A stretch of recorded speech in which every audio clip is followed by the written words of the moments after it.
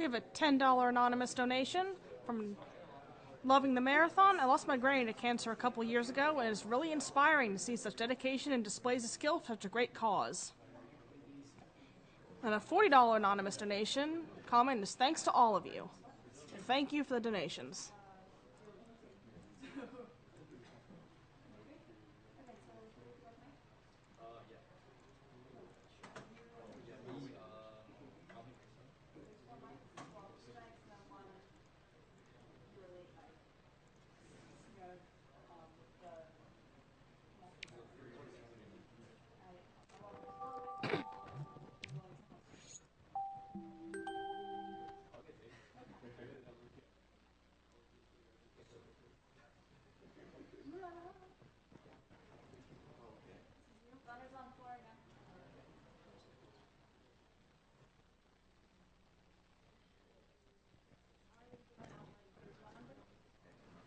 Is your mic?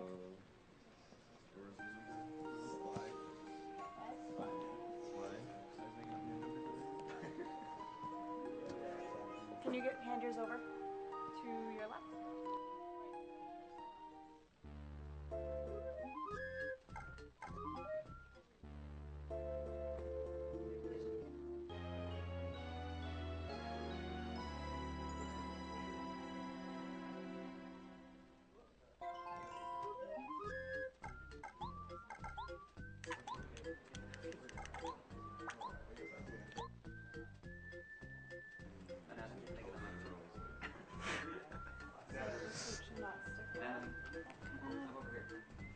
Whoa. Yeah, is it working? That is working. It's Yoshi's volume right now. I'm gonna just count the 5 true pies that have a hat on.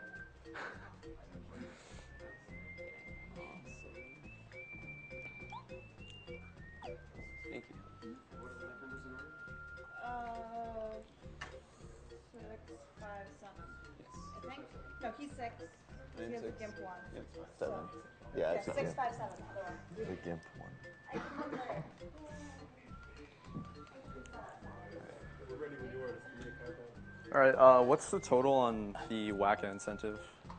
I'll get that for you. Wacka's at 2.7 and So Killing's winning then? Yes. All right. You know, it's I guess I'm ready to go. been a while.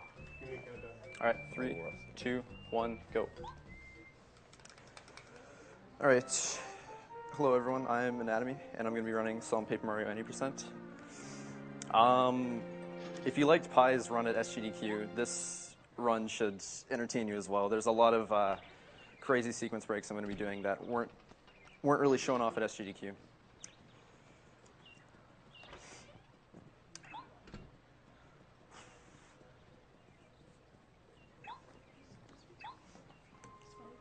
All right, so there's been a ton of stuff that's happened to this game in the past year. Throughout 2013, this is probably one of the most broken games of 2013, if not the most broken game. When I first picked up this game, the record for this game was just over 4 hours. Now the record for the game is down to 2:17. So in the span of a year, the game got cut almost in half by tricks. It used to be pretty clean, not a lot of stuff going on, but now there's a ton of tricks that break it up. So anyway, the way I move throughout the game is by spinning. It's the fastest way to move, and what I do at the end is I jump to cut my spin short. If I don't do that, there's an animation where Mario just kind of stops flat, so I have to make sure I jump out of all my spins. Otherwise, my movement's going to be really slow.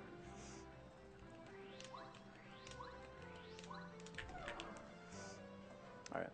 So the castle and the prologue in general is just really basic. It's pretty much just like a tutorial for the game.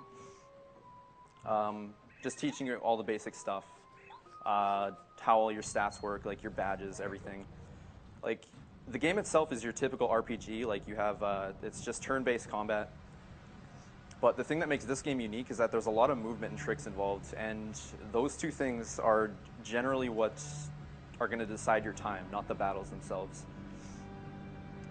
So this fight coming up is 100% scripted, but it's gonna let me show off a couple things that are pretty subtle that I'm gonna be doing throughout the run. So, first of all, for anyone who hasn't played the game, there's 3 major stats in the game that you have. You have HP, you have FP, which is basically your mana, and you have badge points. So throughout the game, I'm going to be getting items called badges, and when I equip them with badge points, they give me either a special ability or they'll give me an upgrade in like HP or something like that. So each time I level up in the game with 100 star points, I get to pick either HP, FP, or BP. Alright, so like I was saying, this fight is 100% scripted, but one interesting thing in this game is that there are things called action commands. And basically what an action command is whenever I use an attack, there's a certain timing where you can either do more damage or get a block or something like that. But for now, I don't have it.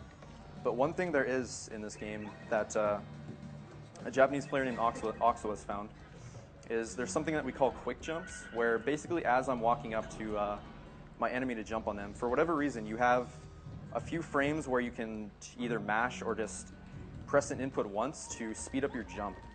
So I'm doing that right now, and that saves about like 10 frames per jump if you get it perfectly. And I'll show off right now how much slower it is if I don't do that. Just won't press anything, and you can see there's this longer animation. So throughout the course of the run, I'll be doing that. It's one of the smaller things that I do, and that saves like probably in the ballpark of like 8 seconds. So in Prologue, it's really easy because I don't have action commands yet. But when I do get action commands, I have to time them. Otherwise, I won't be able to get them. And if I time them wrong, I won't even be able to hit the action command. I'll just be locked out.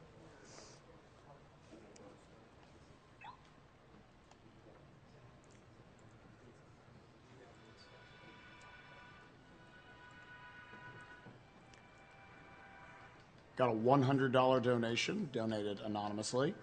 Thank you all involved in AGDQ for a great week of speedruns and funs. Events like this makes me proud to be a gamer. Put this donation to save the Yoshis.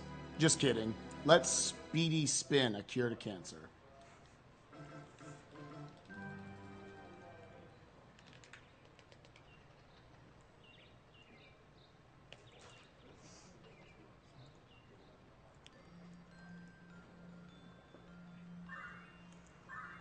Alright, so now Prologue is filled with cutscenes, so this is one of the many cutscenes.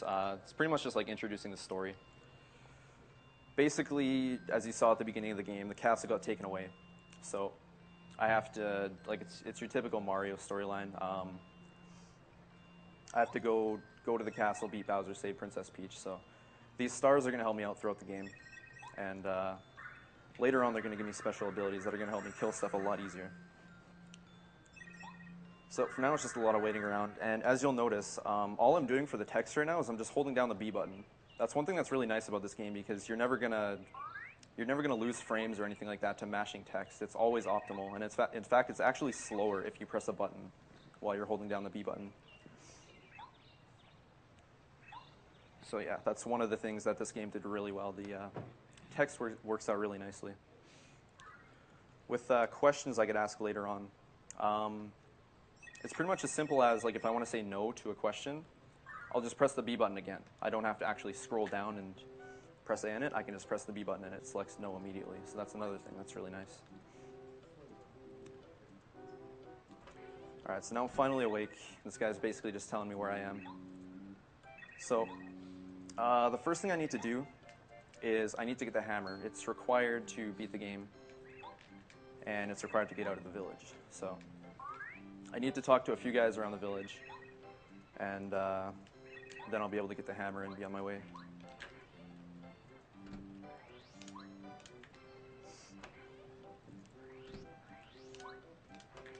So this guy right here, need to talk to him, and he tells me to go to the fence.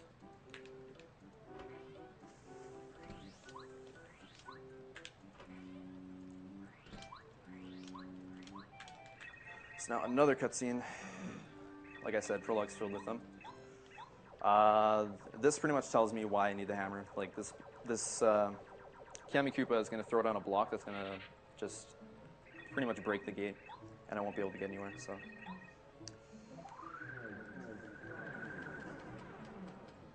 So it just got on, but I want to let you guys know about a couple of the prizes you can win during this game. You've got both a Paper Mario cast poster and Super Paper Link. I'm not exactly sure what that is, but shout-outs to Croco Goat and Gary Storecamp for donating both of those prizes. The minimum donation is $10 to get into the bidding for either one of those prizes. All right, so now I'm back over here, and as you can see, the balcony is just completely gone. So for whatever reason, it just breaks, and I have to follow this guy down here. And this brings me to like another part of the tutorial of Prologue, where it's going to teach me how to fight properly, I guess. So I got to talk to him, and then I'm going into what's called the Junior Troopa Playground, and that's where the hammer is located. So normally in an any % run, what I would do in this room is I would get a bunch of coins, which I need later for the Speedy Spin badge. But since the Kill Wacka donation incentive is met, I don't need to get any coins in here. I'm just going to get the hammer and immediately leave, and I'm going to use the Wacka bumps for coins later. And this next fight is actually skippable, but it takes like what? How many frame perfect jumps? It's like 20 or something. Yeah, that's something I'll be explaining later. There's this technique in this game called loading zone storage, where basically you need to be on the ground for 2 frames for a loading zone to trigger. So with frame perfect jumps, you can actually go inside of a loading zone, and then as long as you jump frame perfect and never touch the ground for more than 2 frames, you can just get further and further away from a loading zone, and I'm going to be abusing that later in the run. Although it's not going to be that crazy. There's a setup for a certain trick that I'm going to be using, but it'll show off loading zone storage.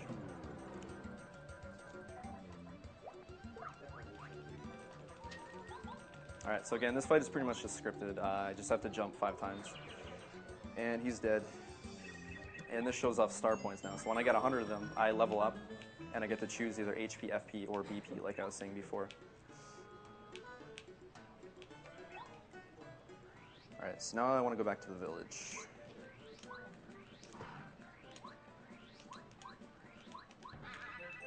So, getting my first item right here. I'm going to be using items a lot throughout the game. Since this is any %, I'm going to be a very low level by the end of the game, so I'm going to be using items a lot because they're very strong, and I'm not going to have many other abilities that can do what items can for me. So, as you saw on that last screen too, there's just enemies all over the screen. If I run into one, get hit by one, whatever, it's going to start a battle, or what we call an encounter. So I want to avoid them as much as I can. There are a few later on that I need to get into to progress through the chapters or whatever, but for the most part, I just want to avoid every single enemy I can. Otherwise, it's just a waste of like 10 seconds for each encounter. So I'm going to have to get in the encounter and then run away. And this is my first badge right here, the power jump badge. And he wants to give me a tutorial, so I just say no to both. And this will show off how badge points work as soon as this cutscene ends. So pretty much right now, I start off with 3 badge points. Power jump costs 1. So I'm going to equip it, and I'm still going to have space for other stuff later on. But I'm going to need power jump for the next couple fights. So I'm just going to equip it immediately.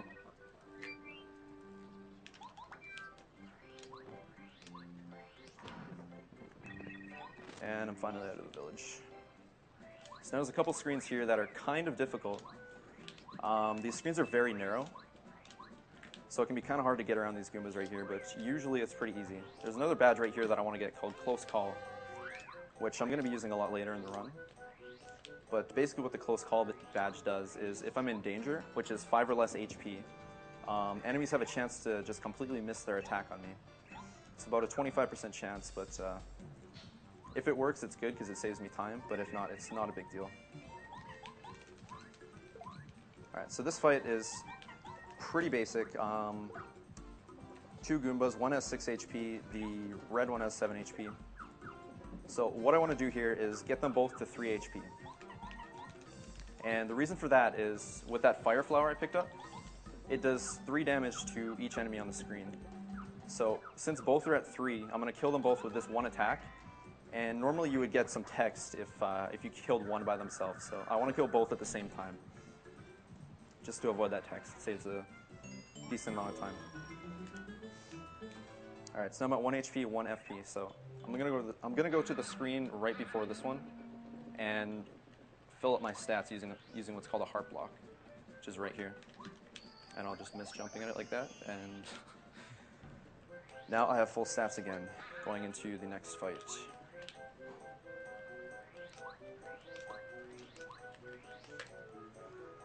So now I have to do a fight with the Goomba King.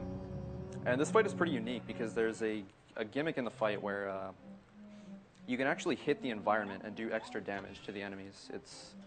I think it's the only fight in the whole game where you can do this, but yeah, it's pretty cool. Basically, you're going to notice when I enter the fight, there's a band-aid on the tree in the background. And one thing that probably not a lot of people know is that you can actually attack that band-aid, and when you do, it drops a Goom Nut down onto all three of the enemies. So that's going to clear out everything on the screen a lot faster. Alright, so here we go. This guy has 10 HP, so it's a pretty easy fight. I have full FP, full health, so nothing can really go wrong here. But as you can see, that band-aid in the back, so I'm going to attack that right now. Goombario does 1 damage, so I want to attack with him. And it hits everything for 3, so those 2 are dead. And I'll be able to finish him off this turn.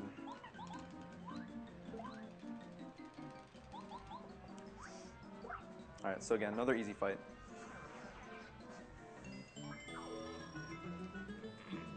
So now this guy goes back and he hides in his castle or whatever, and I need to find a switch to pretty much destroy his castle.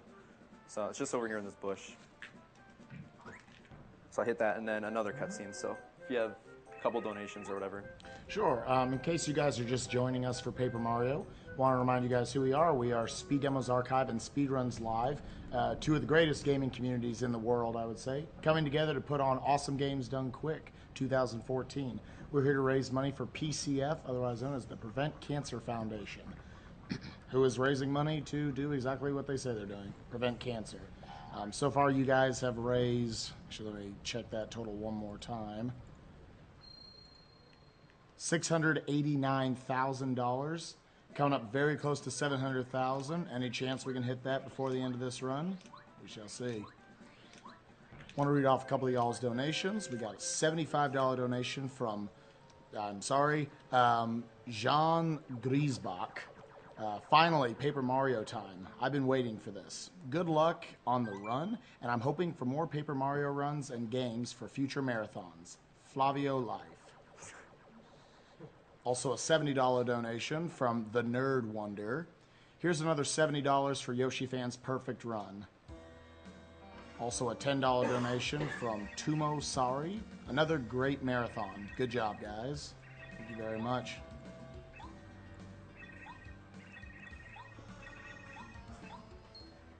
Alright, so this cutscene, pretty much just giving more of the story. It introduces the Koopa Bros, which I'm actually not even going to be fighting throughout the entire game. But they're supposed to be the boss of Chapter 1, but as you'll see later on, I won't even need to fight them. I'm not going to spoil everything yet, but I'll be skipping a lot of bosses.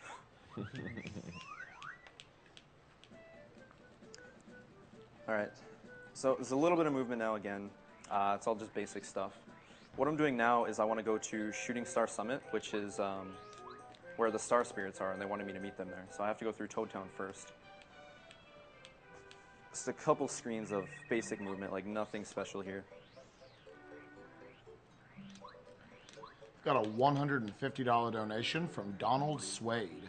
Luigi's been to all of Mario's parties, and it's good to know he'll stay at the party at the end. The brothers that play together stay together. I've watched several AGDQs with my brother, and he's donated hundreds in the past to your awesome cause. It's only fitting I match his donation. In the name of brotherly love, spare the Waka.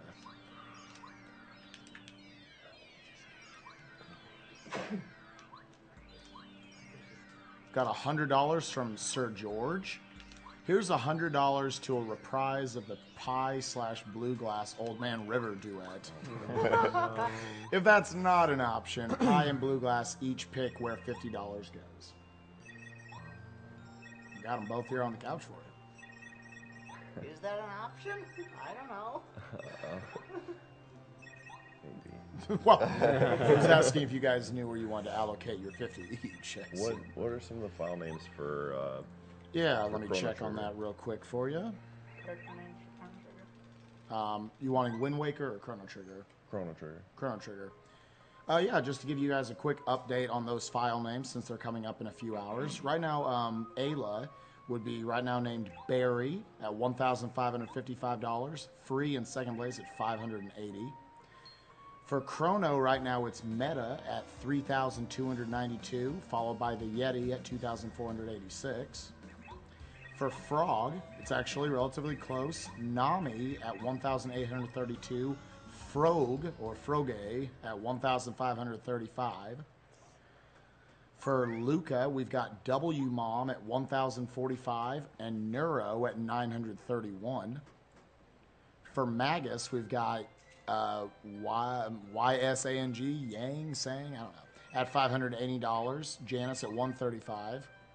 For Marley, we've got another very close race, Nadia at $570, Rares at $500, and Robo at $1,366. He's got Ryan D. And for Bender, $720. And I'm assuming you can also name, I'm not seeing it here in the index, but you can actually also name the Epoch. The, oh, it's at the top of the list? Oh, all right. Because we, for some reason, forgot that was a thing. But yeah, right now that's, we've got $176 for the top choice there. So, again, it's anybody's game in quite a few of those bid wars. What's for Epoch? No, I meant what are the name choices? Oh, actually, it's not loading for me. Oh. Yeah. Okay, so that item I just got is called the Lucky Star. That's what's going to give me action commands now. So there's another tutorial there which I had to say no to, and this is just kind of like the introductory fight where you learn how to use them. So you'll see I'm going to be doing a lot more damage now because I have to time my power jump like that. So this guy has 8 HP, but what I'm going to do is instead of power jumping again, I'm going to head bonk right here. So now he has 2 health left. And the reason I don't just power jump again is because I want more FP later on.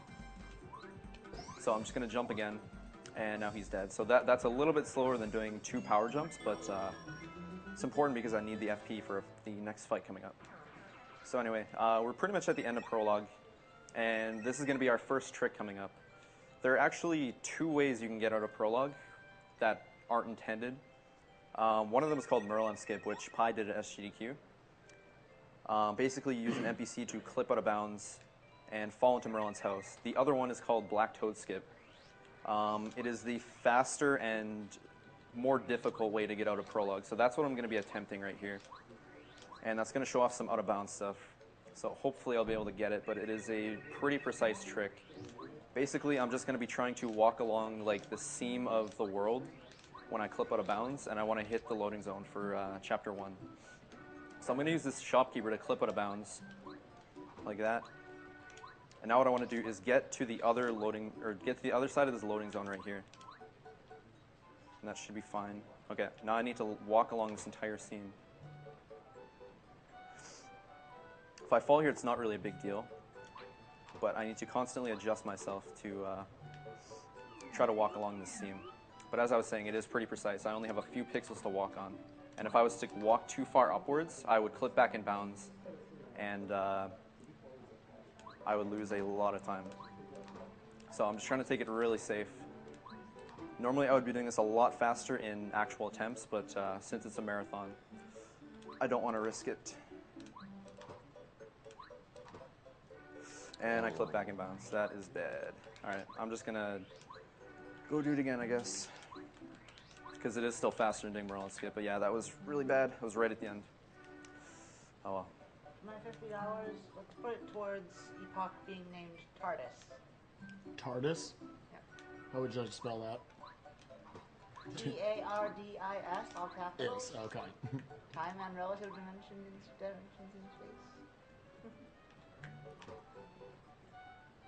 Because Doctor Who is awesome like that.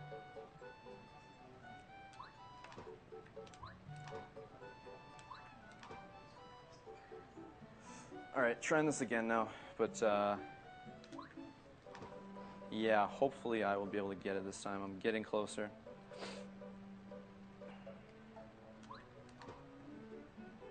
Okay, it should be one more fall and then I should be able to make it.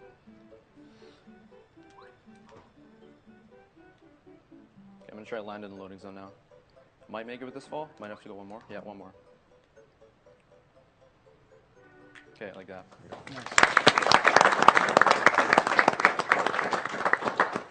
So that was pretty slow, but not much I can do, I guess. I usually do like a different method for that trick where I actually reset my controller to get a perfect angle for that trick so I can walk along the seam perfectly. Yeah, the trick's really finicky with how your controller input is lined up. You can't go at a straight upright angle with every controller, so he has to keep readjusting himself with jumping and then what am I doing? I don't need coins. But yeah, it's just based on your control stick angle. So some people can actually do it just by walking along the whole seam, just holding upright. But unfortunately, I'm unlucky. My control stick is unable to do that, so I have to do all that adjusting. TRDIS. Is that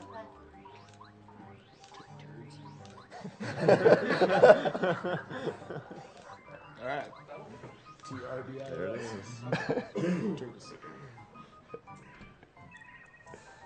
Okay, so now I'm in Koopa Village, and this is pretty much the only way to get further in the chapter. This Koopa right here named Cooper. Cooper named Cooper. Text game. That's his name. But yeah, he got his shell taken away. So I have to get it back from these fuzzies. So I'm going to have to play a little mini game coming up, which is actually pretty easy to fail if I'm not fully paying attention or something like that. I've actually lost runs to this because I just wasn't even looking at my TV. But yeah, basically there's 4 fuzzies, one of them has the shell, and I just need to pick the right tree at the end. So there's 3 phases, it's going to get continually faster. If I was to, I guess, pick the wrong one, I can either get into an encounter or get like a coin drop or something like that. So the last one is the scariest. If he goes between 2 at the same time, back and forth, it looks kind of like a blur, so hopefully he doesn't do that, which he did. Nice. But I got it anyway, so it's fine. Now I gotta give his shell back.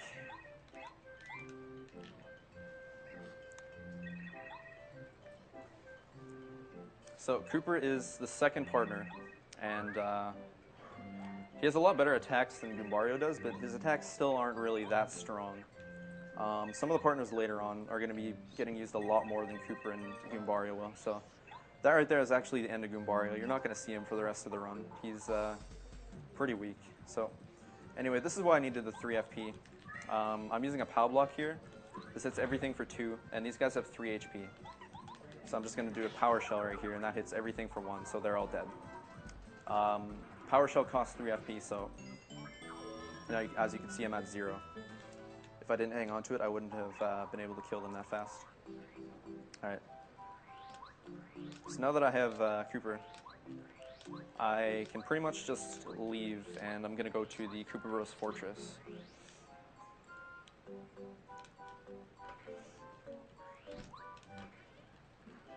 But, like I was saying before, I'm not actually going to end up killing the boss.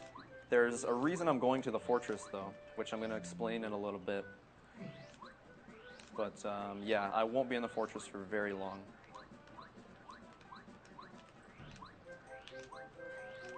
Got a $100 donation from Insensado. My third and last donation. I have watched so much of this year's AGDQ that my sleep schedule has never been worse off. This marathon definitely lived up to the massive hype.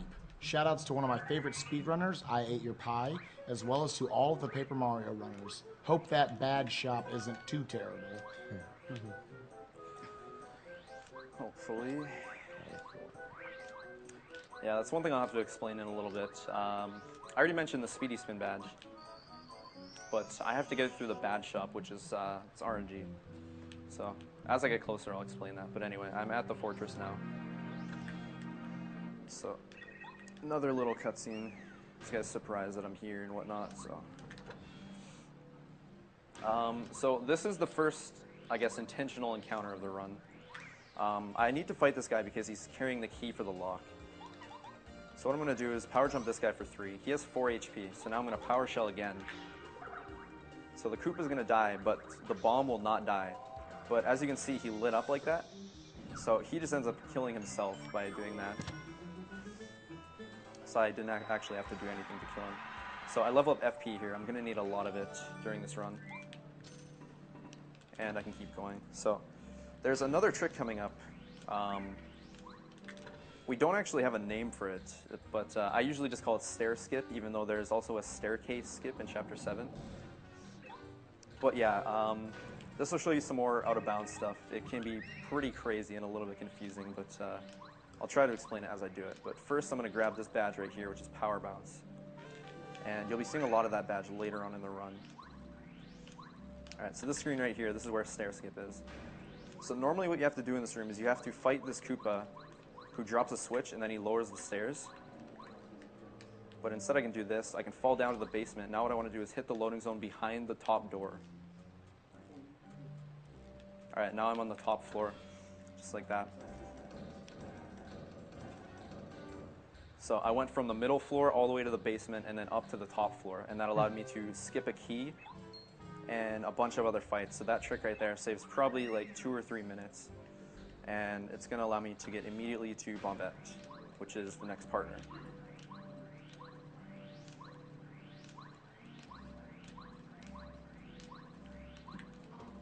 So I have to fall for this trap right here. It's the only way you can continue. And this is going to put me into the jail where Bombette is. So after I meet her, it kind of teaches you how to use her ability. You'll notice there's a crack on the wall on the left side as soon as the camera zooms around. But yeah, that pretty much just shows you what to do with Bombette. She can blow up walls, and she's actually required to beat the game, which is the only reason I'm here, actually. Now that I have Bombette, I don't need to be in Chapter 1 anymore. The only reason I'm here is because I absolutely need her to beat the game. There's no other way to do it. So as soon as I'm done this next fight, I'm just going to leave Chapter 1, and I'm going to go back to Toad Town. And that'll lead us into our next trick. And that's the one I was mentioning earlier. That's it's gonna involve loading zone storage, which is pretty confusing. I mean, most of you probably will have no idea what's going on as I do the trick, but I'll do my best to explain it. Anyway, I'm gonna use that fire flower I picked up just a little while ago, and this is gonna instantly kill both of the bombs. So the Koopa has 1 more health left, which I'm just gonna use Bombette's basic ability right here to kill him. And that's done. So now I just need to head back to Toad Town. Gotta go all the way back through Chapter 1.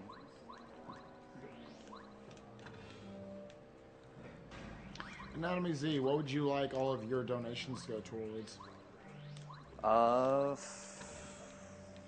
Good question. I know we're basically down to file names at this point. Yeah.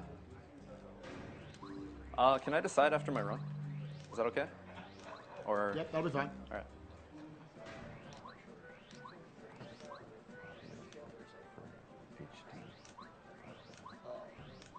Oh. I guess there's save the whole Waka situation. Yeah, it's still kill, right? Like what's that? What I would like to do? I would like to kill them. I would like to kill Waka because it's faster. So yeah, that has to be cut off now anyway. My route would have been a little bit different. I would have had to gather coins if I was not killing Waka. So at this point, since I didn't gather any coins, he's gonna die. So you're all gonna have to say goodbye to Waka when I get there.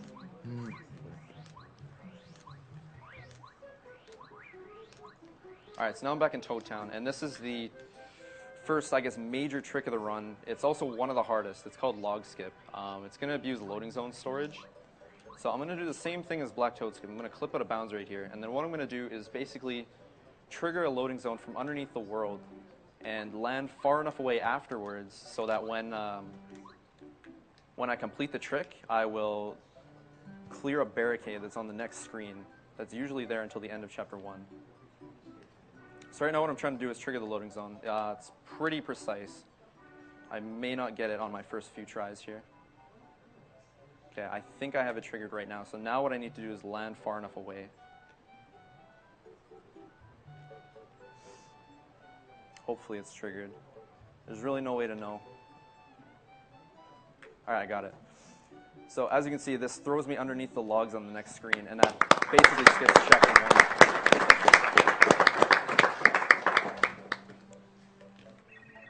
Alright, so right here I'm getting the first seed of the game. I'm going to need them later to get into Chapter 6. There are 4 seeds throughout the game, and the only way to get to Chapter 6 is by getting those seeds. Alright, so now I'm going to Chapter 2. This is where I'm going to get my whack-a-bumps for coins, and this is also where I'm going to meet Paracarry, which is probably the, I guess, most useful partner in most of the fights in the game. His main ability, Shell Shot, does a lot of damage, and I'm going to be using it quite a bit. On top of that, he's also going to help me with some stuff later on. Just like Bombette 2, he is required to beat the game. You need to fly over some stuff with him, so there's no actual way to skip him. So this is pretty much the only reason that I'm going to Chapter 2.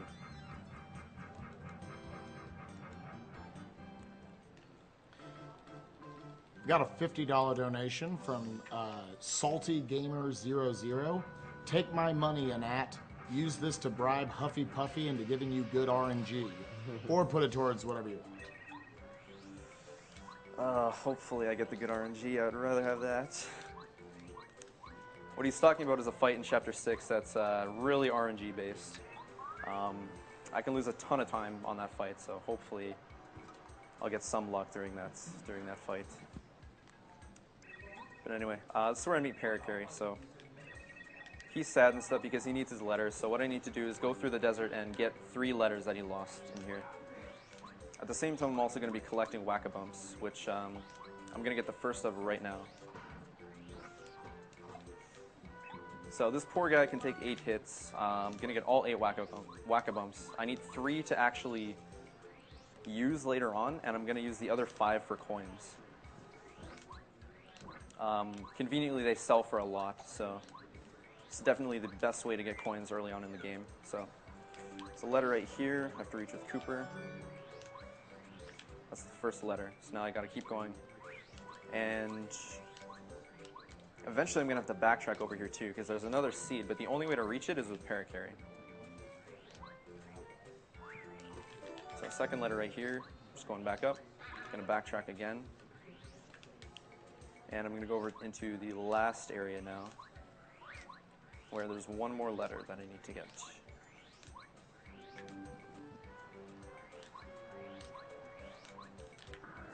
Alright, gotta go down the slide right here. Only way to get over here. Actually, that's wrong. There's actually a trick you can do to skip that slide completely, but it actually is slower than going down the slide. So no point in really doing that. I might lose time doing the trick. So one more slide right here. This one is required. And the last letter is right here. So I'm just going to reach it with Cooper and drop down. That's going to save a little bit of time. Not much, but saving frames. Alright. Anyway, so now I have all 3 letters, so I'm going to go back to Paracarry. And I'm going to grab another whack-a-bump on the way there. So this will be my second one. Oh, one thing I didn't mention, I guess, you'll notice I'm grabbing items with my hammer. The reason for that is obviously you can grab them from further away. And on top of that, if you're spinning and you spin into an item, you're going to get a long animation. It wastes about a second. So pretty much every item throughout the game, I'm going to make sure that I'm not spinning, otherwise it's going to just lose me time. Alright, so now I give him all the letters, and he's going to join me and stuff. So now, like I was saying, I'm going to backtrack back into the desert, and I'm going to get the flower seed again for Chapter 6, as well as my other whack-a-bumps. So I'm going to get my third one right now, and I'm going to need to get 5 later. So I'm going to have to keep going in and out of the screen to get 5 more whackos. 4 wacko. We got a $50 donation from Joseph Lapani. Here's $50 towards getting a Kid Chameleon run from Pi next year. $20 donation from Clig. Hey guys, Clig here. Good to see Paper Mario at AGDQ. Sorry I couldn't be there. It's awesome that so much money has been donated. Keep it up. Hashtag break the game. Oh, just wait. You'll see the game broken very soon. Alright, so that was the second flower seed I just got. And just like Chapter 1, that's the only thing I need here. So I'm just going to leave Chapter 2 now. Before I do that, I'm going to get the rest of my whack-a-bumps, and then the biggest sequence break in the game is coming up shortly after that. So this is whack-a number 4 right here. And I just need to keep resetting the screen and get 4 more. So coming up as soon as I go back, as I mentioned a little bit earlier, there's a badge called Speedy Spin. And what that's going to let me do is it's going to make the spin animation a lot faster, and it's going to go longer as well. So it speeds up the run by quite a bit. Because as you can see now, these spins are pretty short. They're not very fast, and I have to jump quite a bit. Pretty much with movement in this game, you want to minimize jumping as much as possible. So Speedy Spin is going to help with that.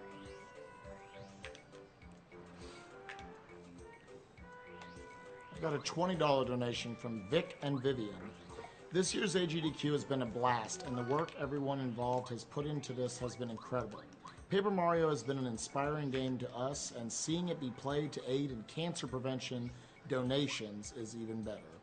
A close friend of ours has had cancer, and while has been treated and recovered, it was still a terrifying experience nonetheless. Here's to defeating cancer and saving Waka. Donation money also. Sorry. Rip. Not happening. Donation money also goes towards the Paper Mario cast poster prize drawing. I just want to say real quick, any of you out there, you don't have to specifically put your donations towards a prize. As long as you meet the minimum requirement with your donation, no matter what if you want to put it towards a donation incentive or whatever, you will be entered in the drawing, whether you want it or not. So. And again, the 2 prizes for this run is the Paper Mario cast poster donated by Croco Goat and the Super Paper Link donated by Gary Storkamp. And you guys can probably see on the ticker going across the top of the screen. If you go to speeddemorsarchive.com, you can see pictures of all these wonderful prizes. And the minimum donation to get into that is $10. Okay, so right here coming up now is the badge shop. This is where I'm going to get Speedy Spin. So there are 3 badges that pop up on the screen, and there are 4 badges total. So there's a 75% chance that I'll get it. And I got it in the middle there. All right. And I forgot I don't have coins yet, so different route. Anyway, the badge shop will reset if I go 2 screens away. So I'm only going 1 screen away right here, just to sell my whack-a-bumps and get coins that I'm going to need later. So if I was to go to another screen, I might accidentally reset it, and that would possibly get rid of the Speedy Spin badge, so I want to obviously not do that. So I'm going to sell 5 of these right now. With all these coins, I'm going to buy the Speedy Spin badge, and I'm also going to buy some stuff in the sewers. Yeah, there's a life shroom and there's a repel gel that I'm going to get in the sewers, and both of them are going to be very useful throughout the run. Like I was saying before, items are probably the most important thing that I can get, because obviously I'm going to be at a very low level and I won't be able to kill stuff as easily. So I'm going to equip it right now along with Power Bounce. And now the hardest trick of the game is coming up. It's called Blue House Skip. It is frame perfect and nearly pixel perfect, so hopefully I can get it.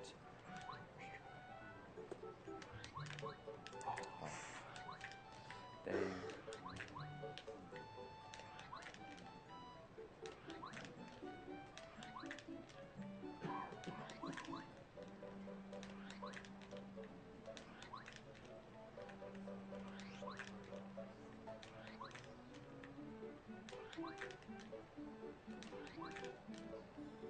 Wow.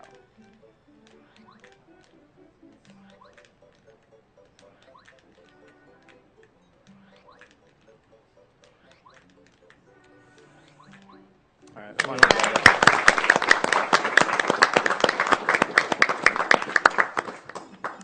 All right, so I'm confirmed worse than Pi. Pi got that trick first try last SGDQ. So, oh, I almost got it first try too, but the chokes.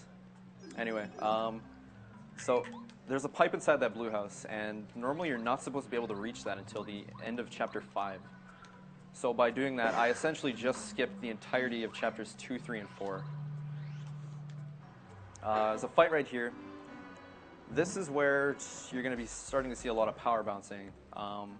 A perfect fight here would be 23 bounces on the first 2 turns.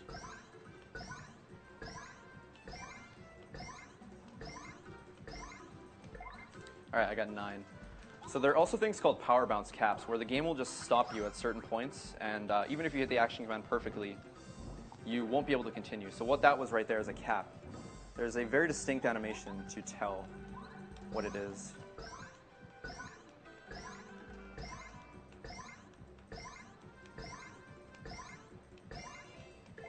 Alright, I got capped again. So I'm just going to use his normal attack again right here, and he should be dead next turn. But basically, if you want to know if I'm getting capped or just missing, the animation is basically Mario will either drop straight to the ground or he'll jump very far back. If he jumps far back, that means I got capped. And if he drops straight to the ground like that, that means I missed it. So you might have noticed on the other two, he jumped really far back, which means the game just wouldn't let me do any more action commands.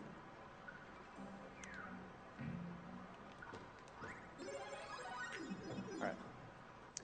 So now I'm in chapter 5. So Blue House Skip saves probably like 50 minutes in this category, actually. So it's a pretty big trick.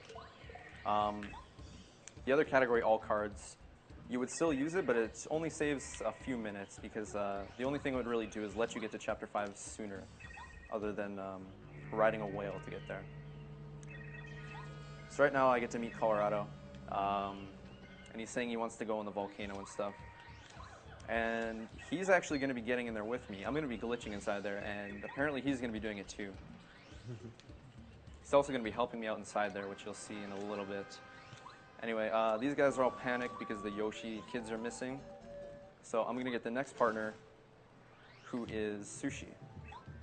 And this is another partner that's actually skippable, but required to beat the game. So I need to get Sushi, otherwise I wouldn't be able to complete the game.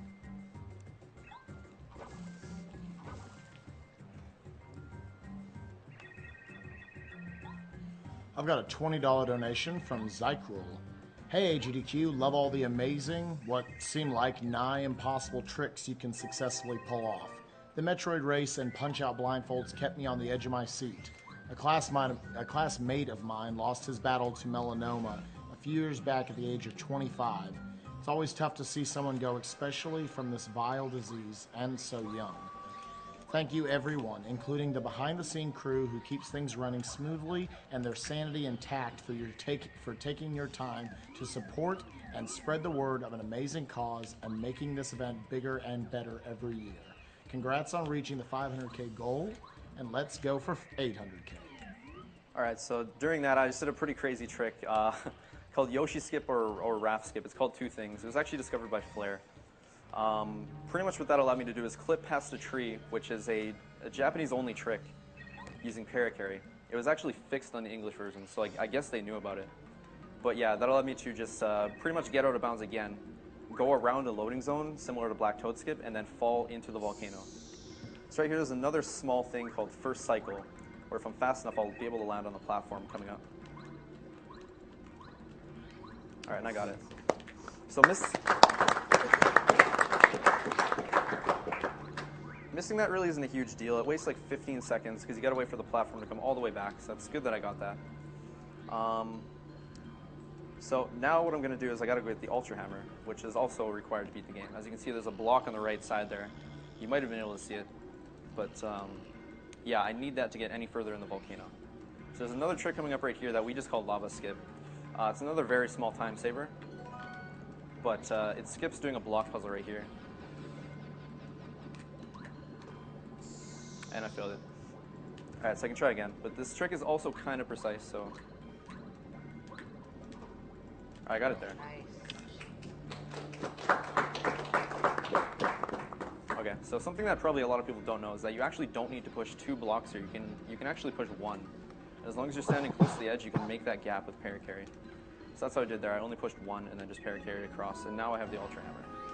So I'm going to go back to where that Ultra Block was before and progress further into the volcano, where you're going to see a few more tricks coming up.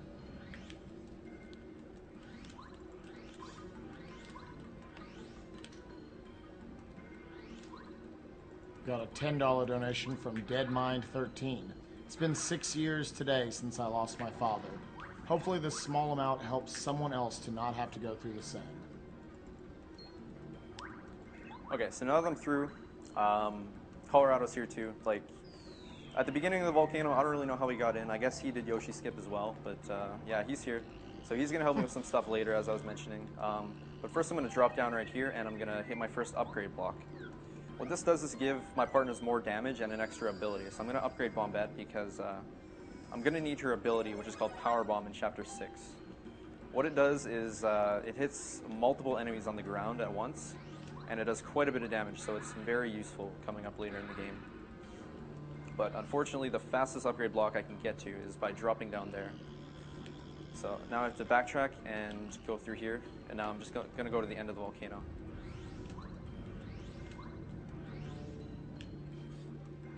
I'm going to switch to Parakeet right now because I'm going to need him right away for another trick coming up.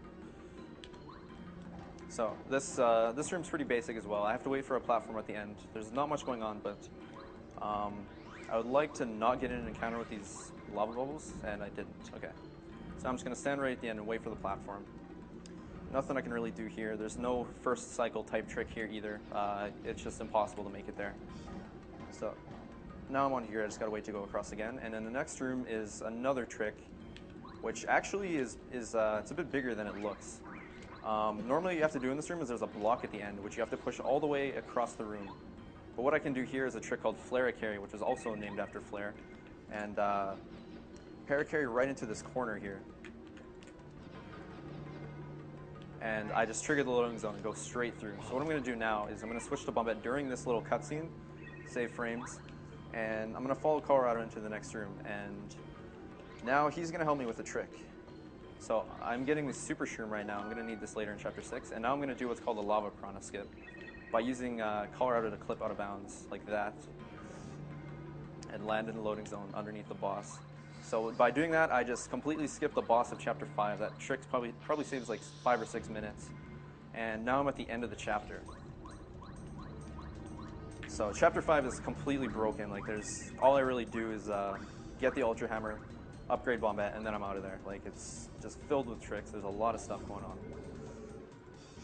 So an interesting thing with this game is the game is pretty much based off of triggers. So if you manage to get further in the game and you hit one of those certain triggers, the game will think you're at that point. So that's how I was able to get to Chapter 5 early and stuff, and also like get inside the volcano and everything is there. So now that I beat this chapter, normally throughout the game, as you beat the chapters, you get abilities called Star Power, and pretty much each time you beat a chapter, you get 1 extra Star Power and you get a new ability from the Star Spirits. But since I skipped the first 4 chapters, I didn't get them yet. But now that I beat Chapter 5, after this chapter, I'm actually going to have every single Star Power ability, as well as all the Star Power I need. So that's a cool way of, I guess, manipulating the triggers to my advantage. So there's a small Peach cutscene right here. It's one of the few that's in this category, but I have to go do a quiz right away. It's the only way to get through this, and it's going to give me the parasol for the next Peach cutscene, which is also required. So the quiz is right here, and throughout this whole quiz, I don't even need to answer anything correctly. So all I'm going to do is I'm going to mash through the entire quiz and get some questions wrong, get some of them right. And actually on the 10th question, I'm going to answer the wrong answer on purpose, which is number 2. The reason for that is if I was just to mash through the whole quiz, I would actually win the prize. And winning the prize is slower because you have to get an extra item. So I'm going to purposely get the last question wrong. And that is going to skip getting the item. So yeah, first 9 questions I'm just mashing through. Last question is going to be number 2. So if you have any donations or whatever, that was a pretty good time. I've got $10 from George. May RN Jesus be with you, anatomyz. Got $50 from Randa. Hi, Randa here. I want to give a quick shout out to my friend Johnson, who introduced this awesome community to me. Good luck to anatomyz and the final runners. $20 from Big Yan. Never really watched speedrunning, but stumbled across this and it's so entertaining. Well done to everyone involved. Got a $30 donation from Furret Turret. I've seen the game played dozens of times, but I am still giddy for this Paper Mario run. I've got a $100 donation from Mr. X. Thanks for the awesome speedruns, guys. A lot of my friends here at Blizzard are huge fans. Keep up the good work. Alright, so now this cutscene is pretty much done. I purposely lost the quiz so I didn't get the item, but I did get the parasol, which you get no matter what. So that is going to be useful later on, like I was saying. And as soon as this ends, I'm going to be heading to Chapter 6. But the thing is, right now I only have 2 of the flower seeds that are required. One of them you get after Chapter 5, and the other one is in Chapter 3. So I'm going to have to make a quick detour to Chapter 3 in order to get that last seed. And that'll let me get to Chapter 6. But before I do that, I'm gonna go back through the blue house again, and I'm also gonna buy some items from the guy that's inside the house, as well as unlock the door. So I'm gonna need to go through the house a few times throughout the run, so I'm just gonna unlock it now. Alright, so this cutscene's finally done. So I have to go over and I have to find the treasure that dropped after the volcano erupted, which is actually on the same screen as Sushi. So when I get that item, I'm going to give it to Colorado, who is just sitting right there, as you saw on the bottom of the screen. And he's going to give me the 3rd flower seed. And then after that, I'm just going to get one more item, and then I'm just going to leave Chapter 5 through the pipe that I opened up earlier. And Nat, do you skip the jam and jelly behind the tree? Okay. Yeah, it's another small route change. There's an item behind the tree on the first screen outside of the volcano. But with this route, it's more marathon safe, so I'm not going to be getting it yet. Otherwise, I'm going to have item problems later on. So I got the flower seed right there. I'm going to switch to Sushi because I'm going to need Sushi. Actually, no, I'm not because I'm going through the blue house. What am I doing? And now I'm going to go get a repel gel. So this is the first repel gel I'm getting. This is going to be very useful on Final Bowser. I'm going to be abusing these things as much as I can because they make me invincible for 2 turns. So it's a little bit slow. It's kind of spinning around with that fuzzy, but I got it now. And now I'm just going to head back through the pipe, back through the blue house, and back to Toad Town and into Chapter 3. Alright. Okay, going back in here, and back the way I came. Normally you would actually swim across there, but since I have to buy items, I have to go back through the blue house. And that's only with my marathon route, so it's a little bit different, and as you can probably tell, I'm a little bit off on the marathon strats, but everything's fine up until this point. So this guy right here, with all the coins I got earlier, I need to buy 4 items from him. I got a life shroom right there, which is very useful, a useless badge, a star piece, and another repel gel. So now that I have those, I'm going to exit back through the blue house, and I can unlock it right now. So that way, there's a clip you can do later on that's easier, but I'm not going to need to do that now that the blue house is unlocked. So now I'm going to Chapter 3, spinning in place. And conveniently, the seed is very close to the beginning of this forest. It's only like 4 screens in. So it's a little bit of a maze to get there, but I haven't memorized where it is. It's not too hard to remember it. But the only thing that's kind of scary is this fuzzy right here. It's another narrow screen, so I got to go around that guy, take my time. And one more screen away, that's going to be the last seed, and then I can enter Chapter 6.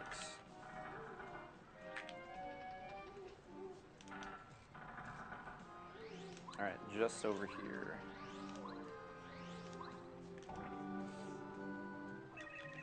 Okay, so now that I have this, I'm gonna head back to Totown. I'm gonna go to the screen where I did Log Skip and Black Toad Skip, and the entrance to Chapter 6 is there.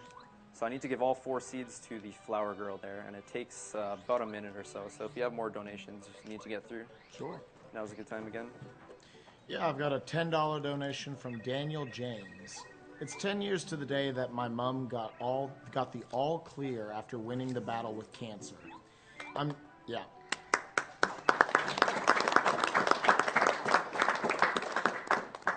I'm donating so somebody else can have that same feeling of joy and clean bill of health.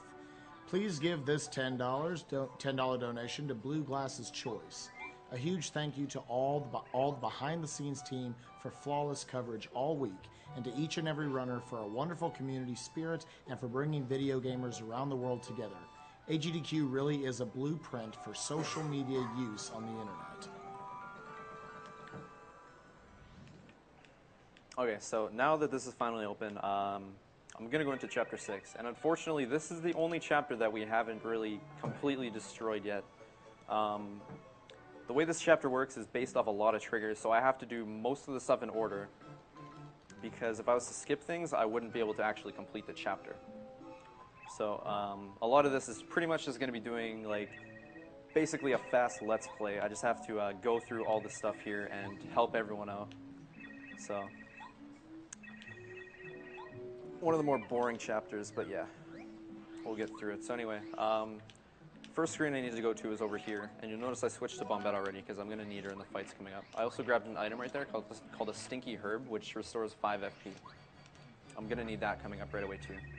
So I need to talk to this flower, and she's mad because these moles are ruining her garden or whatever, so I need to kill all these moles. And I'm going to kill them in a specific order so that I level up near the end, and that's going to restore all my stats, including my star power. So I'm going to kill this one first. There's one mole right here.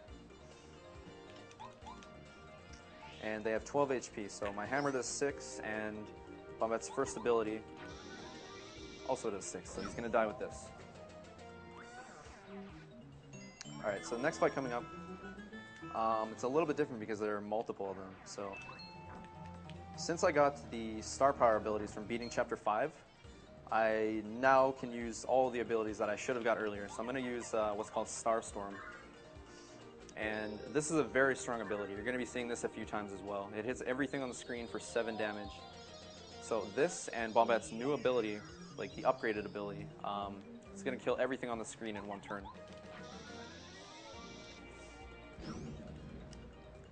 Alright, but now that I'm down to 1 FP, the Power Bomb ability costs 6 FP. So what I'm going to do is I'm going to eat that Stinky Herb that I just got. That's going to give me 5, and that's going to put me back up to 6. So since I'm at a very low level, I get a lot of experience for these fights. I'm at 67 star points right now. Normally, if you're doing a casual playthrough, you might get like somewhere between 10 or 20 star points for doing this fight right here. But since I'm such a low level, I'm going to get around 40. So I'm going to level up off this fight. And by leveling, that's going to restore all my stats. It's going to restore my FP and my star power. So I used up pretty much everything I had for that fight. And now I level and get everything back. So I'm going to level FP again right here. So I'm going to need more of it coming up. And I'm going to do the last fight right here. So this fight, I could do the same thing. I could use Star Storm and Power Bomb again. But what I'm going to do is I'm actually going to hammer instead. The reason for that is that there's only 2 enemies during this fight. And there are a few fights coming up later on where I also need to use Star Storm. And there are more enemies on those fights. So this fight is unfortunately a little bit slower, but it's necessary to make the other ones faster. So this guy's dead, and now all the moles are cleared. Now I need to talk to this flower again, and this is going to give me the first, I guess, major item of this chapter that I need to complete it, and that's a bean. Alright. I also need to get a red berry right here, because the way these gates work in this chapter, you need to give one of the flowers or whatever a specific colored berry, depending on what color they are. So I grab that red berry there, and now I'm going to go to the gate that has the red flower. So if I give him the berry, he's going to open the gate. This screen right here is actually one of the hardest screens in the game to dodge enemies. There's a bee on this screen where if he first strikes you, he actually does 6 damage, which is pretty bad. So fortunately, I have some strats here that allow me to make these guys stop noticing me by spinning far enough away. And I go underneath the bee there and get out safely. I need to go through that screen a few more times, so hopefully I'll get the same result each time I go through it. So now I have the yellow berry, and I'm giving it to this guy right here. And I'm going to need paracarry coming up. So I'm going to switch right now. And I can jump across these first few gaps right here. But I need to fly across the last two. So now I'm going to meet the next flower right away. Now I'm going to start like a bunch of fetch quests, basically. This flower is going to be upset because she's in a pond and there's no water. So I need to get what's called the water stone in order to get the water back here. But there's going to be a lot of stuff going on. Basically, the person who has the water stone thinks it's pretty, doesn't want to get rid of it, so on. So I need to find something to replace it. But first I need to go and find the water stone first. So basically right there, I said I would go find it. So now I'm backtracking. I'm going to get a blueberry right now, which I need coming up again. I'm going to fly all the way back to the main screen.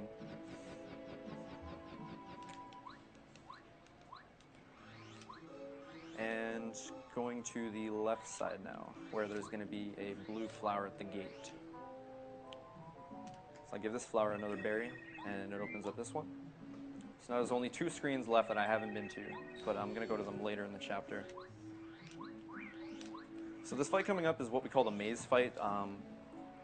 Basically, there are 2 Spinies and 2 Lakitus here. I'm going to use Starstorm, but unfortunately, since the Lakitus are in the air, Bombette's Power Bomb ability does not hit them. So what I'm going to do is just Shell Shot one of them, and the fight will change slightly depending on what they do. The Lakitu that's left will either spawn a Spiny, throw it down on the ground, or he will attack me directly. Spawning a Spiny is slightly slower, but fortunately I got a Thunderbolt in Chapter 1, which is going to allow me to kill it really fast without using any extra FP or anything. So he's throwing down a Spiny, so I'm going to use that Thunderbolt I got, get rid of it, on the Spiny, and then I'm going to Shell Shot the last Lakitu, and that's the fight. As you can see here again, I'm getting a ton of experience for every fight I do now, just because I'm such a low level. Alright. So now I have to go through this small little maze right here, and at the end I'm going to find the water stone and another flower who wants something pretty to replace it. So if you have more donations, again, it's another slow point right here. So cool. We've got a $20 donation from Sir Program. Been watching all week whenever possible. Love what you guys do. Hats off to all the runners. Got a $10 donation from George Orndorff. Thanks for everything you all do. Love to all runners, staff, and anyone else involved. Got a $25 donation from Charles O'Keefe. In memory of Darren Hutz. You speedrunners and announcers are doing a great job. Congratulations on a raging success. See you next year. Alright, so I was a little bit scared talking to that flower because my game has actually crashed talking to that flower before. You might have noticed the screen froze for a second, so I was a little bit scared that that might have happened, but I got lucky, I guess. It's only happened once before, but that would have, I guess, been marathon luck if it did happen again. So anyway, this flower right here, she's mad because the other flower won't give the water stone back, so she gives me another pretty flower. And I can take that back, and now I can get the water stone. On top of that, I also got the soil, which I'm going to use later to plant the bean. So the only thing left I need now is the water, which I'm going to get when I give the water stone to the last flower. So, again, more backtracking. I have to go all the way back through this maze and then all the way back to the water section. And then after that, I'm going to meet, I guess, our next partner, who's Lackluster, and he's a very interesting partner because he can help with a lot of tricks actually, which you're going to be seeing a lot of coming up in chapters 7 and 8. All right, so now I have the water stone. Got to head all the way back. I'm going to take a little bit to get there again, so not much to talk about. So if you have more donations you want to get through, go for it. I've got a $50 donation from William Dowd. My mother is now a little more than 10 years cancer-free due to early detection. Thanks for doing this, guys. Donation goes to Reader's Choice.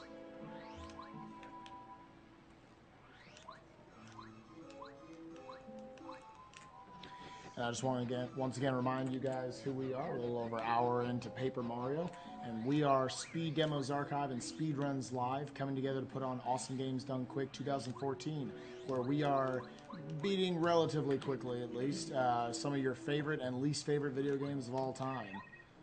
And right now we got anatomyz running through Paper Mario, and we are raising money for the Prevent Cancer Foundation. You guys have raised, well, how much have you raised? You guys have raised $692,109.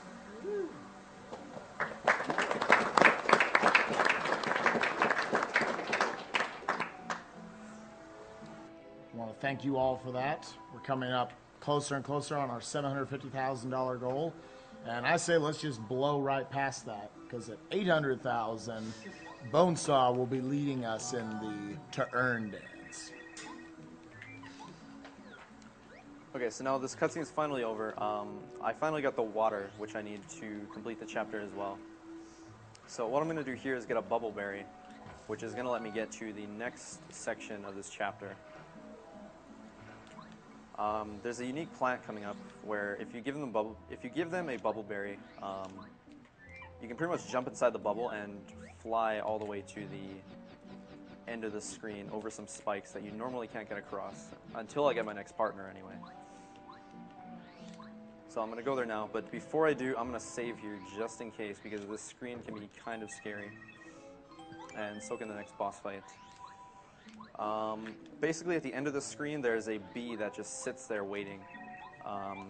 If he first strikes me, that's 6 damage instantly, and if I fail to run away or something, that's basically I'm dead and I'm going to use a life sherm, so I don't want that to happen, so that's why I saved right there, just in case. It's pretty rare that he will actually first strike you, but it can happen, so just being safe. So this thing pushes me across, and hopefully this bee does not notice me. Alright, I'm good. So I'm going to grab an item right here called a shooting star, which I'm not going to be using until Final Bowser actually, but basically what it does is it does 6 damage to everything on the screen. And I'm going to be using a lot of those as well. So there's a rock inside here that I need to hit, so I'm going to drop one inside there. And go up here. And I need to switch my badges around and heal up right before this next fight, so I'm going to do that right now. Also pull up Paracarry and heal up. So the next fight is a little bit scary because the boss does 4 damage normally, which is 3 damage blocked. So I'm at 10 HP, so if I block all 3 attacks, I will live with 1 HP. If not, basically I'm just going to die and use a life sherm, which isn't the end of the world, but I mean, this would be a very bad boss to use a life sherm on. So hopefully I'm able to get all the blocks here. And other than that, this is a pretty simple fight. I'm just going to be using power jump and shell shot repeatedly until he's dead.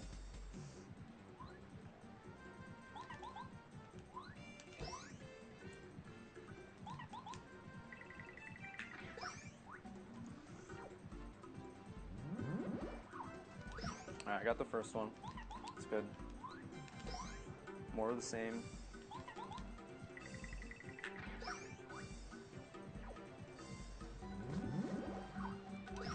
Got the second one, and one more and I'll be able to live here. That would be very nice.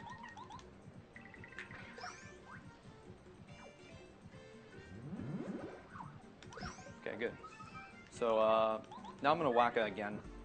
This is going to refill everything because I just used all my FP and I have 1 HP, so just going to use that now.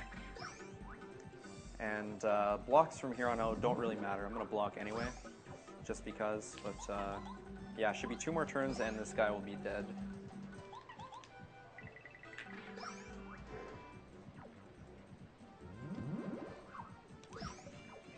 And last turn right here.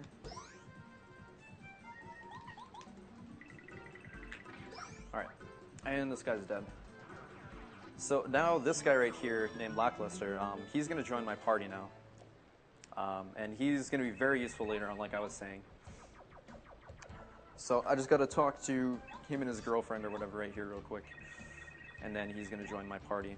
And then from here, normally what you would do is you would just go to the next section, the only section I haven't been to, which is the top right one, and you would just use Lackluster and continue from there. But there's a block puzzle on that screen, and since I haven't been to Chapter 3 yet, I don't have any super boots or anything, so I actually can't solve the block puzzle. So right here I'm going to eat this super serum right now that I grabbed in Chapter 5. I want to be at full HP for the next fight, preferably. And what I actually have to do, since I don't have the boots, is I have to go into the sewers, and I'm going to go get the Ultra Boots, which you're, I guess, not supposed to get until after Chapter 6, but there's nothing stopping you from getting them now. So I'm just going to go there and do that, and that'll allow me to solve the block puzzle coming up. So just a quick detour, but there's nothing I can really do. There's no way to skip the block puzzle. And the Ultra Boots are going to be required anyway, so... So I unlocked the blue house earlier, so I gotta go back in here. And this section of the game is kind of hard because there's a lot of enemies in the sewers right here. Pretty easy to get into an encounter. I have to go there and I have to go all the way back through like half a dozen enemies. So hopefully I won't get hit by anything here, but it's a little bit scary. The screen's relatively easy. And now that I have Lackluster, I can go across these spikes and into this next pipe.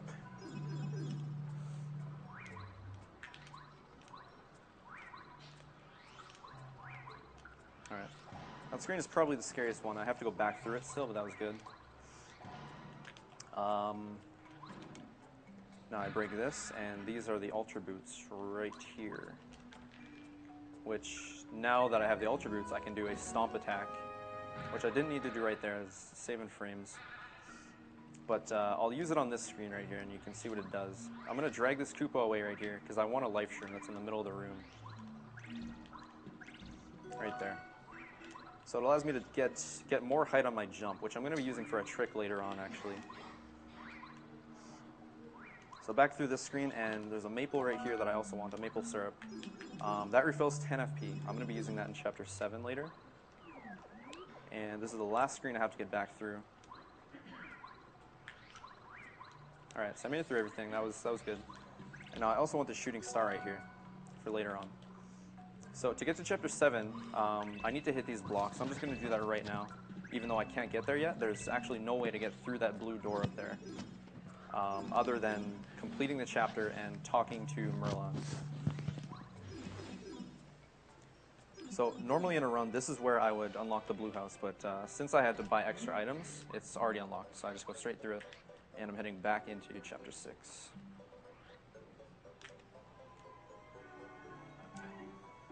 So now that I have the Ultra Boots, I'm going to go to that block puzzle, and I'm going to be able to complete it.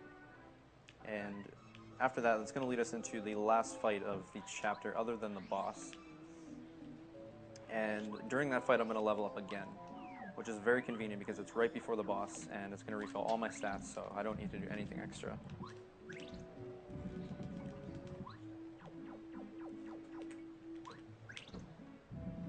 I've got a $50 donation from Jorichi. I've lost my uncle and aunt to cancer, and I love watching speedruns. What does that create? That's right, a donation that should have been made sooner. Loving the Paper Mario run. Keep it up and good luck. Thank you very much. And I've also got a $50 donation from the Gamer Couple. Hey, we haven't lost anybody to cancer, but we'd like to keep it that way. Keep up all the great work. You guys are amazing. Alright, so I grabbed what's called a Thunder Rage on the screen right before this. I'm going to use it on this fight. It does 5 damage to everything. And unfortunately, with all these enemies on the screen, there's no way I can kill them in one turn, so I'm just going to do nothing with Lackluster. These blocks here don't matter either. I'm just going to block them anyway. But these guys can only do a total of 9 damage if everything is unblocked. So I have 10 HP, so I'd live no matter what. So in this next turn now, I'm just going to use Starstorm again. And this is why I needed to not Starstorm on that mole fight earlier. If I would have used it, I wouldn't have had enough star power to use it right here. So that's going to kill all these guys, and with this level up, I'm going to level up BP. Because I'm going to get a badge coming up right away called Super Jump Charge, which is going to be abused on pretty much every fight from here on out, other than Final Bowser. So now I have to break the machine right here, and this is pretty much the last thing in the chapter other than the boss. Alright, so now I have all 3 things I need to get to the top of the chapter. Now the sun is going to be happy right here. I wouldn't be able to plant the seed if the sun wasn't in the sky, so that's why I needed to destroy that machine. Because the machine actually created clouds, so the sun couldn't go in the sky, and it was just sitting on that platform, unable to do anything. So now everyone's all happy and stuff. And yeah, now I'm heading back to the middle screen for the last time, and I'm going to go into, I guess, the scariest boss of this category, called Huff and Puff. Overall, he's not a very difficult boss, but what he does have is a bunch of RNG. I mentioned Power Bounce Caps earlier, and Power Bounce Caps have a huge role on this fight because I need a certain number of bounces to kill Huff in one cycle, and if I don't get them, I'm going to die extra times, and I'm going to waste a lot of time, so it's not really under my control. I'll do what I can, but caps on this fight range between, I think, 3 and 8. 3 being extremely unlucky, 4 and 5 are probably most common, and a 6, which would be a perfect fight, is not as uncommon as a 3, but they're pretty uncommon, so I'm hoping for at least a 5. That would be good. This is also going to demonstrate the badge I got earlier in the run called Close Call. What I'm going to do is, since I already have it equipped, I'm going to purposely get into danger on this fight by not blocking attacks. And with that, hopefully Huff will miss at least one of his attacks. If he misses one, that's going to save me from dying early on in the fight. But if it doesn't work, that's fine. I'm going to lose a life shroom. Almost guaranteed on this fight anyway, but there's potential that I could lose 2 life shrooms on this fight, which would be bad. I do have 3, but yeah, if I get unlucky, not all that I can do about it. So hopefully, with any luck, I'll make it out of this fight with at least 2 life shrooms. I'd be fine with losing 1.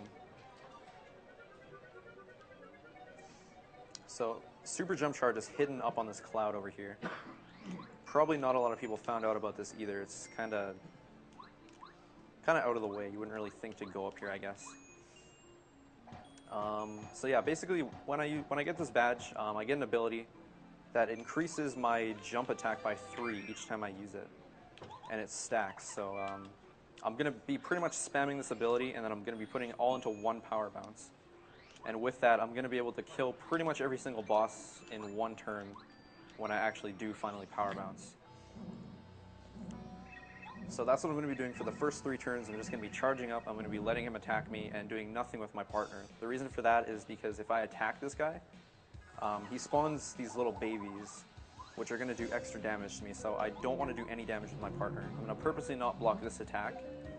Now I'm in danger. So from here, I'm hoping that Close Call works on at least one of these attacks coming up, and that'll save a life shroom.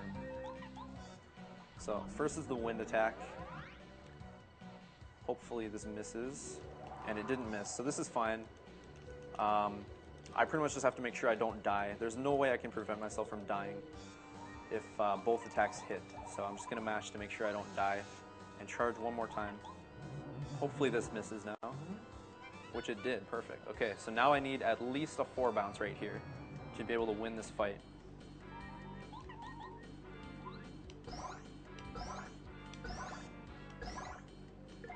Alright, I got a 5. That's pretty good. So that's, I guess, like the second best case scenario. I'm going to be able to kill him on the next turn, I believe. But as you can see, now that I hit him, he has these babies out. So I'm just going to let them kill me. There's actually no way I can mash them off, but yeah, they're going to kill me, and Huff is actually going to do nothing on this turn because of that. Past the 4th turn, he has this ability where he charges up and does a lot of extra damage, but he doesn't do that if you actually die on that turn. So dying to those babies is really convenient because he's not going to charge up. So now I'm going to use Star Storm right here, and I have an extra 10 damage for this turn, which should kill him. I'm not 100% on the math, but I'm pretty sure this kills. If not, I'm just going to have to mash the babies off, and he will be dead next turn. But looks like he is dead from this Star Storm, so that was a pretty good fight. That was I guess the best I could have hoped for a marathon run. If I was doing actual attempts, I would have lost probably 30 or 40 seconds right there, compared to a 6 or a 7 bounce, which is, I guess, the most optimal. 6 is pretty good, but 7 is perfect. It's about 3 seconds faster than a 6. So now that that's done, I'm done Chapter 6, and I'm heading on to Chapter 7 next. But first I have to do another Peach cutscene, where basically I'm going to be using the parasol I got in Chapter 5, and pretending to be the guards around the castle in order to get all the way to the end of the castle and get, I guess, extra information for Mario.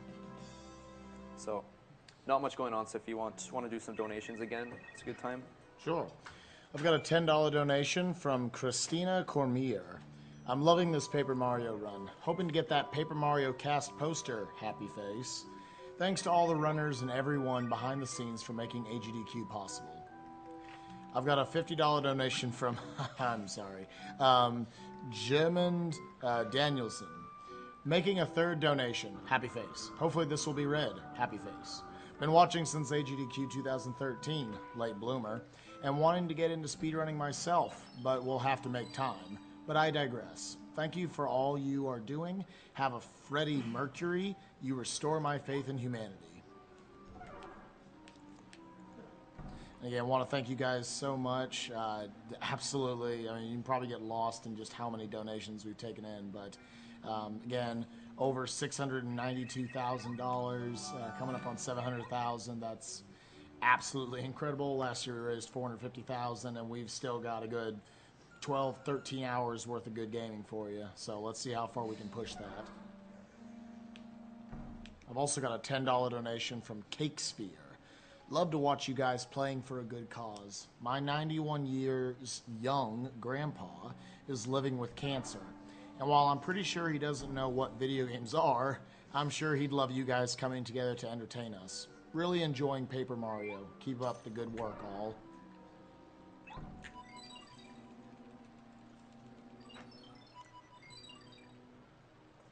Alright, so I got through the first half of this cutscene, and earlier the guard wanted this clubber to come because he's supposed to be doing guard duty or something. So he is sleeping outside, sleeping on the job, so I went out and now I'm pretending to be this clubber, so that's going to let me get further into the castle and get some information.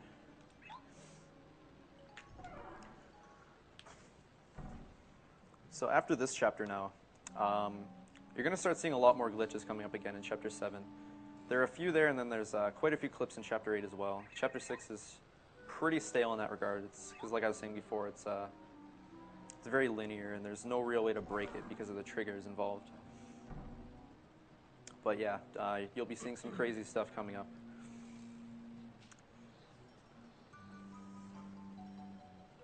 Anyway, I mean, there's still like another minute or so of cutscenes if you got something you want to... Sure. Also want to plug you guys on the prizes we've got. I just want to give a real quick shout out to everyone who has donated prizes. The commentary this year has been absolutely amazing. A great job to anatomyz and all the runners and all the couch commentary. It's been hard to really appreciate everyone who's been able to contribute to this. So I'd like to actually just give a quick round of applause to everyone who's donated prizes.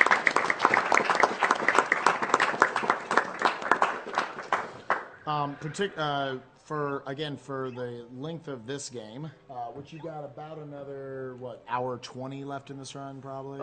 What's my time at, by the way? You're at 1... What's that? 125. All right. Yeah, so... Yeah, it's another hour or so. About another hour or so. And if you guys get in a minimum $10 donation during this game, then you will be entered into the drawings for either the Paper Mario cast poster, again donated by Croco Goat, or the Super Paper Link donated by Gary Storecamp.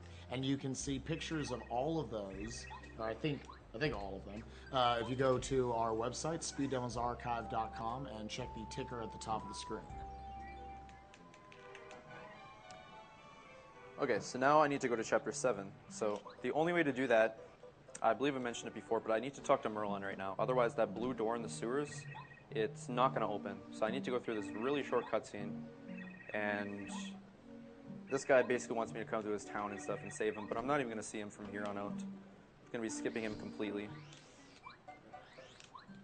So now I'm heading back to the sewers, and I'm going to go to Chapter 7. Same way, through the blue house. And I'm going to be using those blocks that I hit just a little while ago in order to get to that blue door. And since I talked to Merlin, it is now unlocked.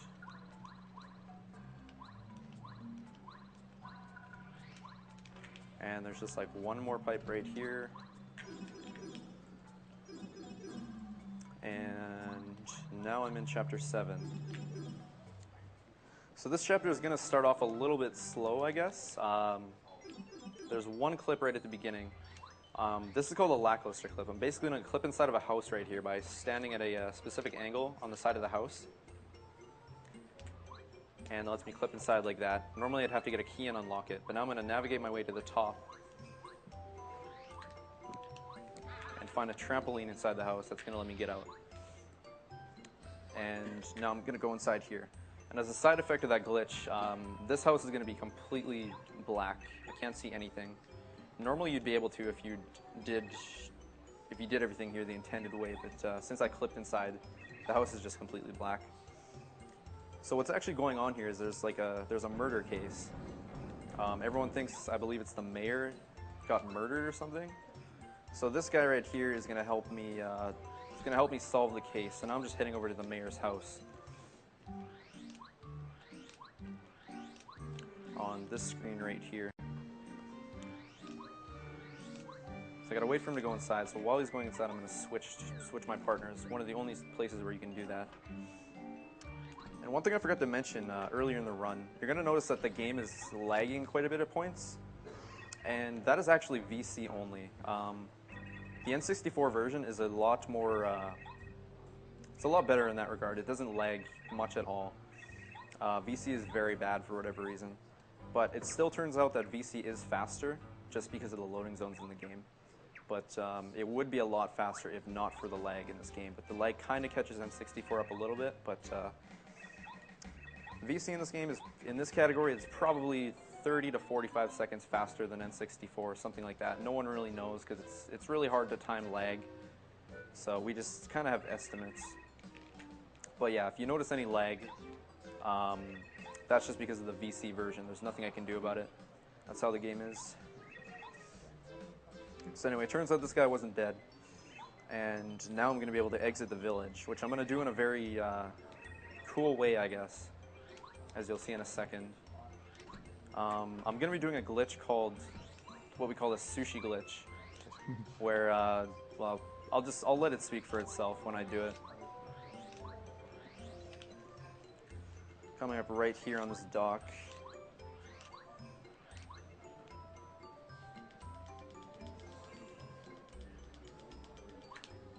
Alright. So now I'm swimming on land, and this is going to allow me to skip a lot of stuff in this chapter. First, I need to fight Junior Troopa again. This fight is a little bit safer than Huff, but it's still kind of dangerous. I believe I need a 5 bounce in this fight. Blocks aren't important at all, though. So, same thing as last fight. I'm just going to start by charging up.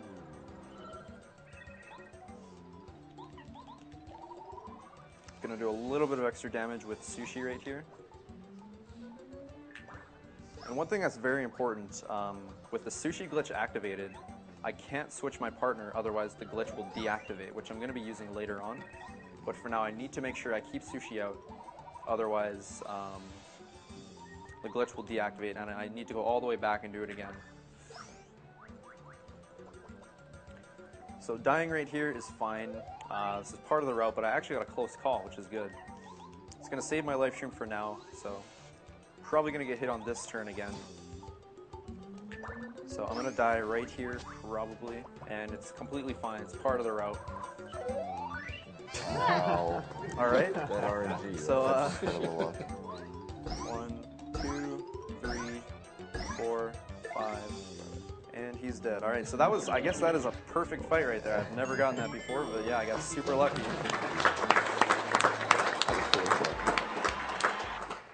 All right. So now as you'll see, as I enter the screen, the glitch reactivates. So normally what you have to do is you have to give some items to these snowmen and they open up a path, but instead I'm just going to swim underneath this wall and trigger a loading zone right behind here. So that just saved a ton of time right there. There's a lot of side stuff you have to do in this chapter. So I'm swimming out of bounds right now, and what I'm going to do is get in an encounter intentionally. And what that does is it cancels the glitch for the time being. And the reason I want to do that is because it's faster to just run to the end of the screen rather than swimming to the end. It's very slow to go upstairs during this glitch, so it's worth the time to get in that encounter on purpose and just spin all the way to the end. And the glitch will reactivate once again. So I'm going to swim out of bounds again right here. And this will skip some more stuff involving this switch right here. Normally you'd have to hit it and do another battle, but Sushi Glitch skips all of that. So I swim up the stairs and now I'm going to get into another encounter right here, but this time I want to deactivate the glitch. So I'm going to run first of all. And I'm going to upgrade Paracarry right here. So if I was to change partners normally, I would actually soft lock on this screen. I would just get stuck, unable to move. But if you do it in an upgrade block, for whatever reason you don't soft lock. So I'm upgrading Paracarry, and now that Sushi isn't out, the glitch will deactivate, and I'll be able to walk normally again. So on the next screen, there's another major trick coming up. I guess not major, but it looks really cool. It saves about a minute. It's called Staircase Skip. This is one of the more risky tricks in the whole run. You can actually soft lock your game if you do this incorrectly, so hopefully I do not do that. Alright, so what I'm trying to do is clip inside this wall first of all, and then I'm going to fall to the top floor and go all the way around this entire screen to the palace.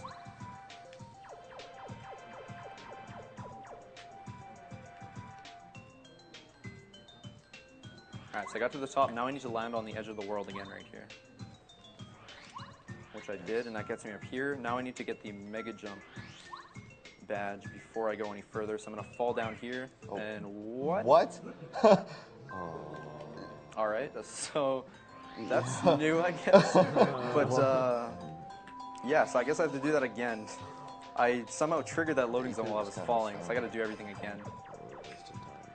Wow, that was... seeing a lot of crazy stuff this run. But unfortunately, because that wastes some time. So I'm going to follow up again, try to get this again, hopefully I get it. I missed it now, so I got to try again. Okay, I'm going to take this a little bit slower, I guess, because I don't want that to happen again. Fall way over there. I'm getting Mega Jump, and now I'm going to fall back up in that exact same spot.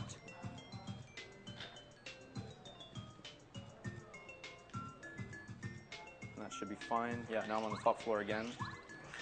And now I can enter the palace. So the palace is kind of like Chapter 6. It's pretty straightforward. You need a lot of keys to get through this chapter, and there's no real way to skip them. So, unfortunately, like Chapter 6, I have to do everything in order for the most part. Get all these keys, kill pretty much every fight, and yeah. Get to the end. There's one small trick inside here, a little time saver that I'll be able to do. Other than that, not much. So I got the first key, and now I need to raise the floor right here. Pretty much, I guess the gimmick with this dungeon is what you do on one side of the dungeon mirrors the other side. So if anything I do, like breaking the floor or something like that, if I do it on one side, it'll also do it on the other. The only exception is this right here, blowing up the wall. For whatever reason, it doesn't blow up the other side. So I need to do that myself. And there's a fight right here with some duplighosts. So what I'm going to do is I'm going to jump on them first. Just one jump. I'm going to miss the action command on purpose. And that's just kind of a safety precaution right there. They have 15 HP. So now that guy has 6 HP left, so I can kill him with one more power bomb. Something that's interesting about these guys, though, is that if they transform like this guy did, you can actually just kill them instantly with Power Bomb. So even though I did less damage to that back guy, you'll see he just explodes, even though I didn't do enough damage to kill him normally. There's going to be another fight in Chapter 8 where I'm going to be doing pretty much the same thing.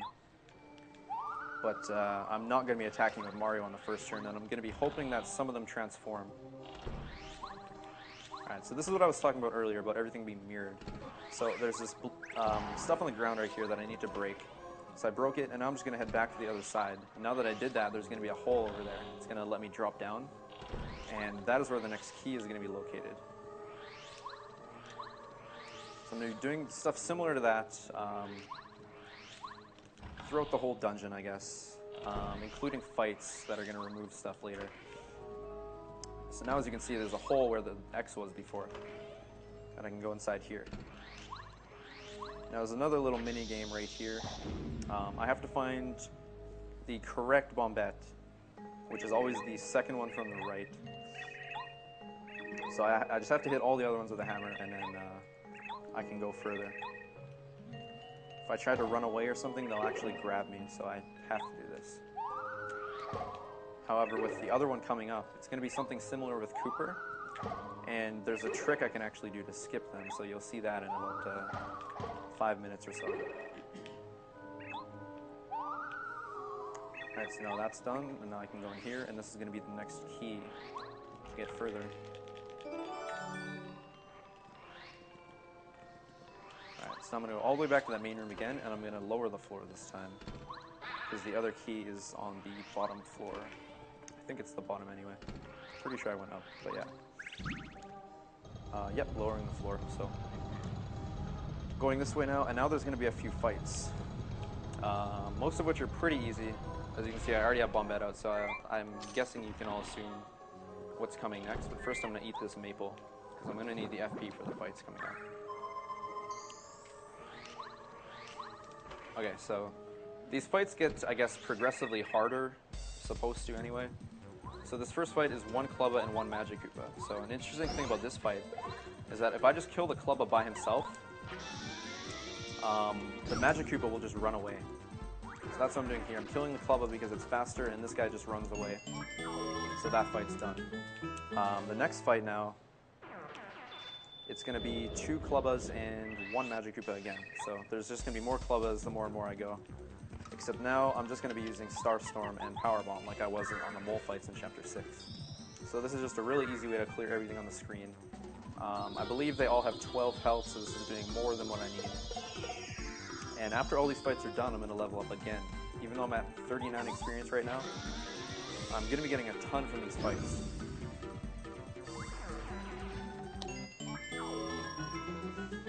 Alright, yeah, so I'm at 68 right now. Last one's going to be about 40 or something. And same thing here, just Star Storm and Power Bomb.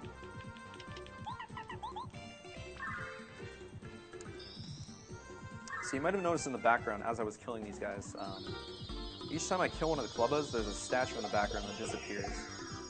So these fights are required to, like, you have to do them, otherwise you can't get past the other side.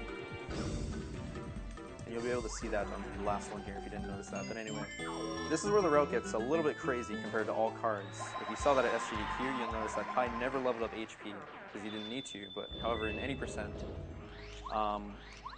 considering we get very few items in this category and it's pretty tough to stay alive on some of the fights, we actually level up HP twice throughout the route.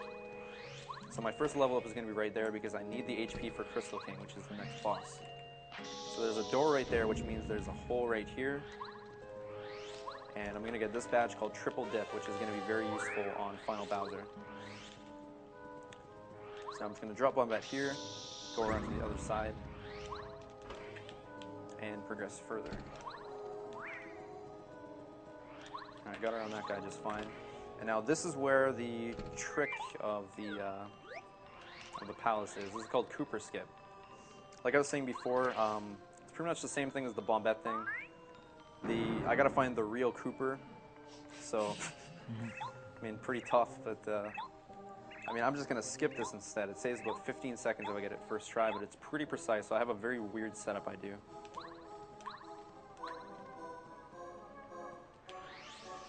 And I got it, okay.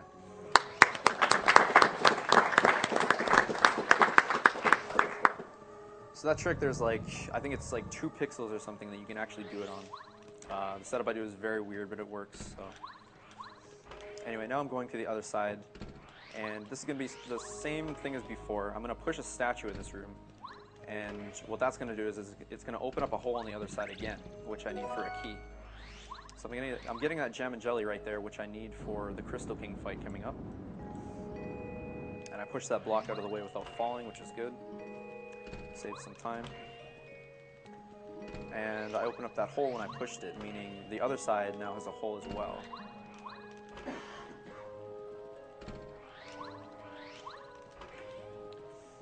Which you'll see on this screen. And it is a very big statue, so I wouldn't have been able to push that one, so I had to push the small one first. So I'm just going to lure this guy over here, spin around him, and the last key is right here. So now we're pretty much at the end of the palace. I'm just going to backtrack to where I just was, and there's a small puzzle I need to solve, and then it's going to be the end, and I'm going to fight Crystal King, who is actually probably the easiest boss fight in this category. He's going to do 9 attacks throughout the fight. I need to block 4 of them. If I block 4, I'll live. If I block any more than 4, it doesn't matter. But if I block less than 4, I will die and use the life shroom. But since I got super lucky earlier in the run, that's not going to be a huge deal. However, I do need at least a 4 bounce on this fight. If I don't get a 4 bounce, there's a chance that he can actually heal himself. So I'm going to be saving before this fight in the off chance that that does happen, which it can because a 3 cap for him does exist as well. And yeah, hopefully with any luck, I should be fine on this fight. So, puzzle right there. I just have to make them face the correct direction and push them all into the switches. And the stairs lower right here. Just going to save right here. And now I am on the Crystal King fight. So this guy, I believe, has 70 HP, but it doesn't matter that much because, again, I'm just going to charge the entire fight and kill him in 1 turn. So the only thing I'm really worried about are the blocks. Just 4 and I'm fine. I'm probably just going to try to block everything just because. But I'm going to use a different ability right here. This ability I'm using right now is called Chill Out. And what this does is it lowers all damage that enemies do by 3. So since Crystal King attacks with these little snow bits or whatever, it's going to lower the attack damage of all of them. Which means that instead of hitting me for 4 each time, they're going to be hitting me for 1. So if I block, they will do no damage.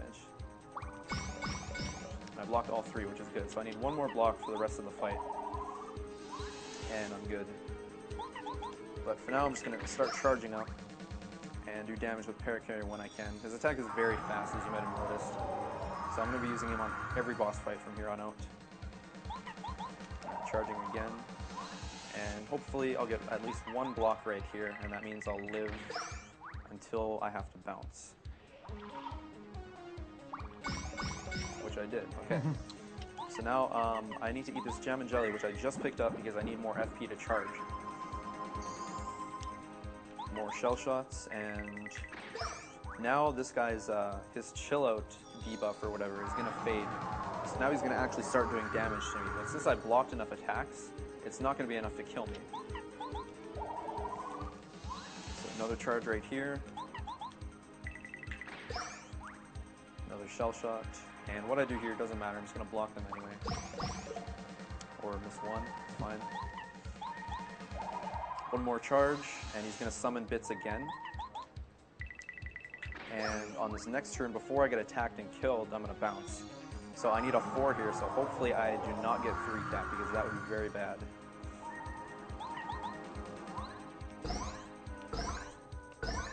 Alright, I got 4, and I'm just gonna stop on that, don't need any more damage. And he's dead, and I get a ton of experience for that. So, like I was saying, pretty easy fight, but you can get very unlucky and get 3 cap. It's actually never happened to me before, but I've seen it happen to other runners of the game. So up until this point, I've had pretty good luck on caps and everything else, like close call as well. This is probably, I guess, better than average luck throughout this run so far, but there are a few fights coming up where I'm going to need more luck. Hopefully I'll get lucky there as well. Anyway, this chapter is done, and there's another cutscene coming up, another Peach scene, which I don't have to do anything in, but it's a good time for donations again. I've got $10 from Yo Chung. Awesome commentary, Nat. Let's get to 700K. Got a $20 donation from Andrew Fojla. I'm sorry. AGDQ is one of my favorite weeks of the year. The runs are great, the couch commentary is fun, even for someone who has rarely attempted a speed run, and all the donating is infectious. Thanks, another great marathon drive. I've got a $10 donation from Tetrahydron. Hello everyone at the AGDQs. You guys are doing amazing things for an amazing cause. Keep up the great work, and I wish anatomyz the best of luck on the run. $50 from Yoshiality.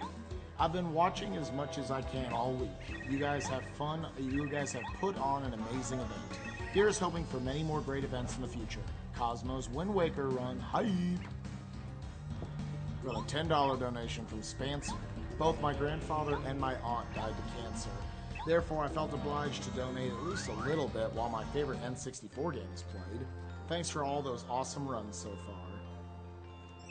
A $150 donation from Pyre. I love what everyone's doing. Blindfolded Punch-Out was amazing. Keep up the good work and good luck on Bowser. Got a $100 donation from Aaron Horton. Here's your money. Now stop sitting around playing video games and do something useful, like, I don't know, raising money for cancer research or something. You got it. Alright, so now Chapter 7's done, so I'm just going to head back to Toad Town and start Chapter 8. But first I'm going to grab some items on the way there that I'm going to need for the fights coming up. So if I was to grab these items on the way to Chapter 7, I would actually just lock myself out because those walls would close.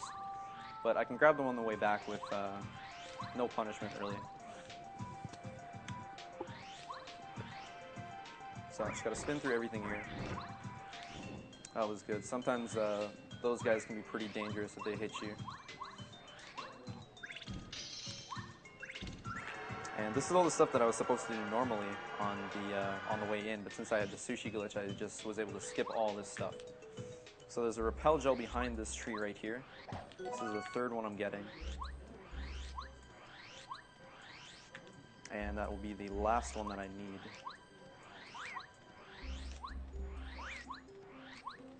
Alright, that was good as well.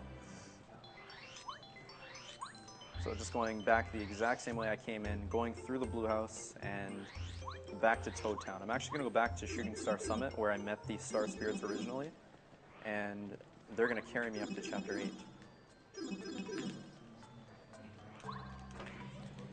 We've got a $75 donation from Covet. My thanks goes to everyone involved for setting up another excellent GDQ. It was discovered that I have a genetic defect that makes me high risk for cancers, and I am now being screened constantly. Thanks to fundraisers like this, my life is much more secure. Let's continue to smash video games and make more breakthroughs in cancer research. Got a $10 donation from Sonia Davis. Keep up the good work. Paper Mario is amazing. Getting ready for that Cosmo hype. I've got $10 from, Toon Krujper. Dear runners, stop ruining my childhood. But in all seriousness, thanks to everyone for what you are doing. Much love from the Netherlands. Got a $30 donation from Proce Quinnell. Hi everyone. I've been aware of the speedrunning community and its charity work since just after last year's AGDQ, and I'm really enjoying the positive attitude you bring to the otherwise hostile and competitive gaming scene. Thank you for raising money for a good cause and really entertaining me while doing it. Smooch. Okay, so now I'm on my way to Chapter 8. I'm going to do a similar strategy on these enemies right here. Since the screen is so narrow, this is very similar to the strategy I was using on that one screen in Chapter 6, if you remember. But basically, I'm getting them to notice me, and then I'm spinning away quickly so they get confused, and that allows me to just spin straight past them. So while I'm here, I need to buy another shooting star. Normally, I would get it earlier in the run, but since I have an extra repel gel and stuff, I wasn't able to get it because of item problems. So I'm going to get rid of one of my life streams right now. It's the only thing I can get rid of. And buy this shooting star. What's that? You didn't die enough, I guess. Yeah, like I got so lucky with close calls. Like I was expecting to die more, but That's good, I guess. Anyway, so that's all I needed from that shop. And now I'm going to head up to, I guess, the actual Chapter 8, which is Bowser's Castle. So there's another cutscene right here. Basically, I'm getting like a space boat thing and getting sent up to Chapter 8 again. So, another good time for donations. Like, All right. I've got a $10 donation from Chucky Doris. AGDQ is so much fun. I started watching last year, and you guys influenced me to try my own hand at speedrunning. Mirror's Edge. Thank you for those endless hours of entertainment and playing for such a great cause. I've got a $20 donation from Almost Dr. Kayla. This is my first year watching. I lost my dad to lymphoma 5 years ago this week. He would have loved everything about this. Down with cancer, up with AGDQ. I've got a $20 donation from Derek Hartland. It's been fun seeing all my precious childhood games being broken and destroyed. Thanks to everyone for putting this together. Thank you, Derek. I've got a $55 donation from Brent Stevens. Thanks for all the great runs. I've loved watching you break games all week while sitting on my couch with Mono.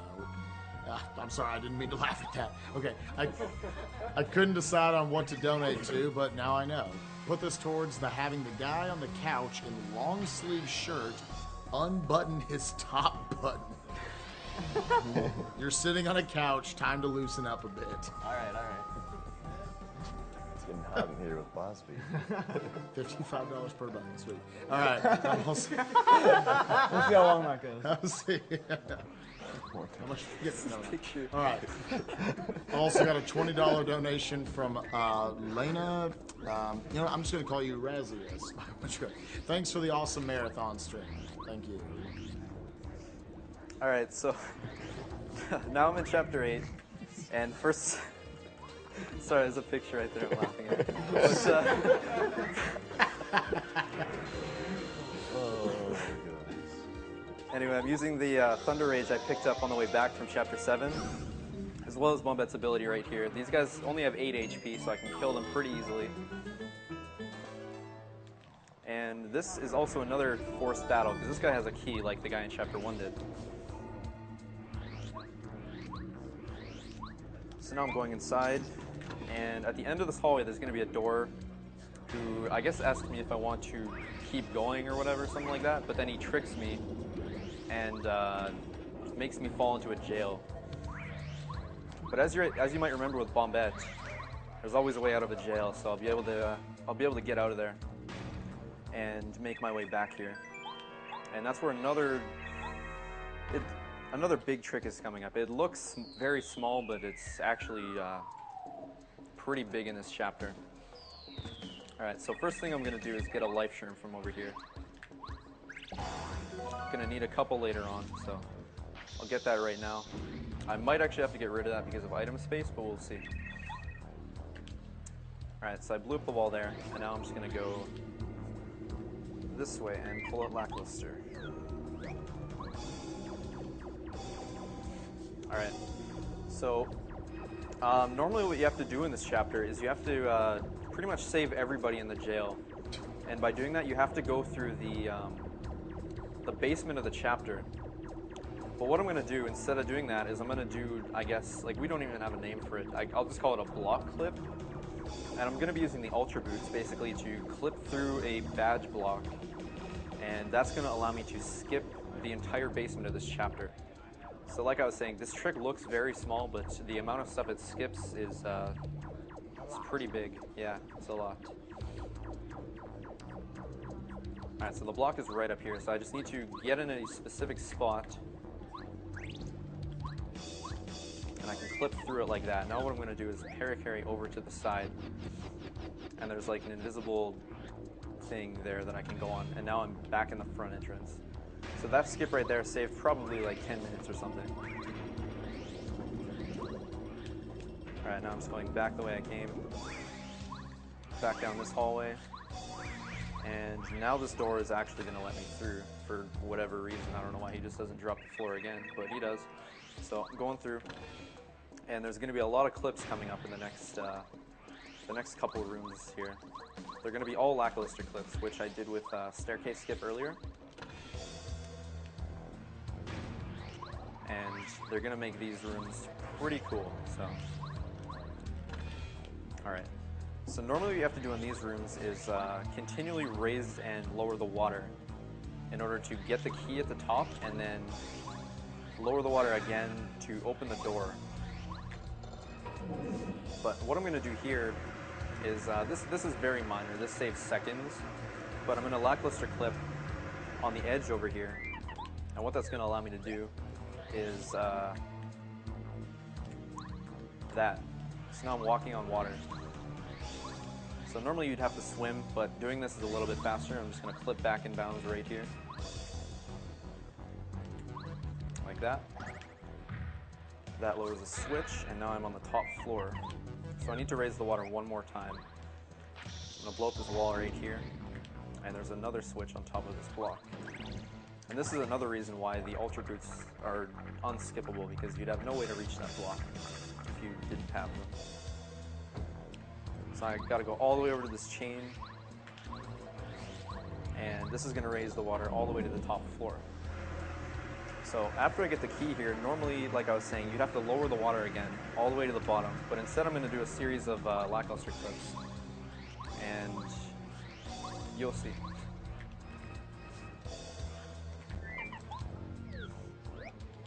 Alright, so the only way to get over here is to swim to the key. Now I can open the door that's on the bottom floor again.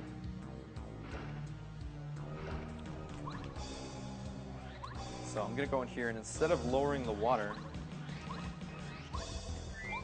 I'm going to clip into this wall. And I can fall straight down there. That's actually a time saver right there. That's relatively new. Normally you used to do 2 lackluster clips. Anyway, this trick right here is called cannonless. It's actually pixel perfect. So I think I got the pixel right there, which I did. That allowed me to clip inside the wall, and now I want to land on the edge of the world again right here, which I did. So that was like a perfect cannonless right there. Nice. And I guess you can see why it's called cannonless, because I skip all the cannons in this room that I would normally have to fight.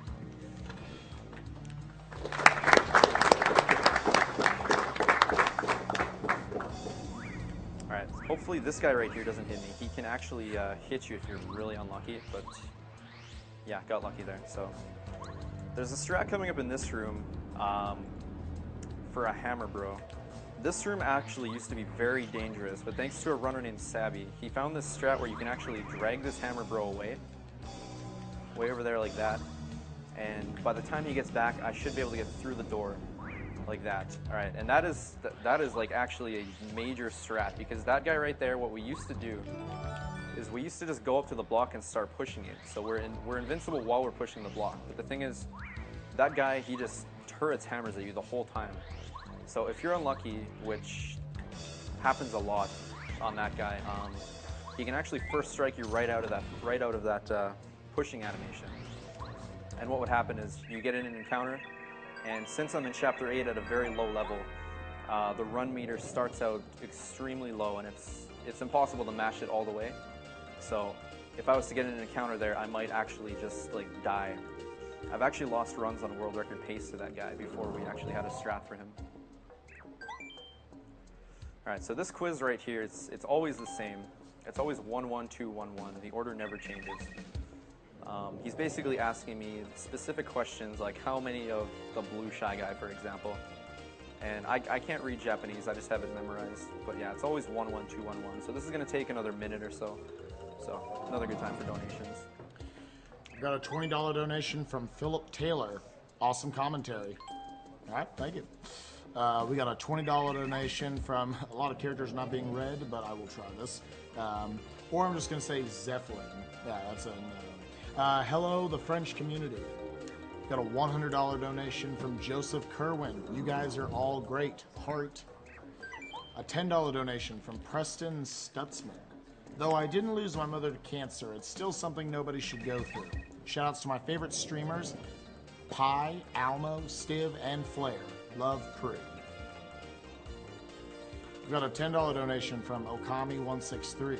Hey everyone, this is my first AGDQ, and I can definitely say after this entire week it won't be my last. I decided to get the full experience and donate. That and I won't be able to donate during Cosmo's run. Work strikes again. Thanks for such an amazing event and putting the money towards such an amazing cause. Got a $10 donation from Ricky Hua. Hey guys, loving AGDQ 2014. Paper Mario has always been one of my favorite childhood games. I love seeing Elmo and Pi sitting on the couch in the back. I'll donate another $10 if I see them fight to the death. Just kidding. But I will donate if they give each other a big bro hug. Oh, they were already halfway there. Alright, so that quiz is finally done, and what I just grabbed was another gem and jelly. I was right before, my items were actually full, so I tossed away a life shroom. I'm not going to need it for now. But everything else that I have in my inventory, I need for fights coming up. So life shroom is the only thing that I can throw away. I do have one extra with me, but I'm unable to carry two at this point. So I have to get one later. So there's another small, not even really a puzzle, but basically I have to go upstairs, get a key, and then go back downstairs. Best way to do that, I guess, is use Cooper on this switch. You can actually use Bombette as well. I prefer using Cooper, but yeah, there's a key right here. And now I have to backtrack into that previous room, and I'm going to go to the bottom floor, and I'll be able to open the door now. This is probably the last scary screen in terms of encounters, because it's a very narrow screen. It's tough to avoid them. So there's a little maze right here, which is also always the same. It's always up, down, down, up, down, up. So I just went up, and now I just need to follow the pattern, and I'll make it all the way through. If I was to do it wrong, it would just throw me all the way back to the beginning, and I'd have to do everything again. But, I mean, yeah, pretty easy to remember. It's very convenient that the stuff like this is it's always the same, like the quizzes and everything like that. Otherwise, we might run into some problems. Alright, so this is the last screen with enemies on it, so with that, this run is officially encounter-free, I guess. And,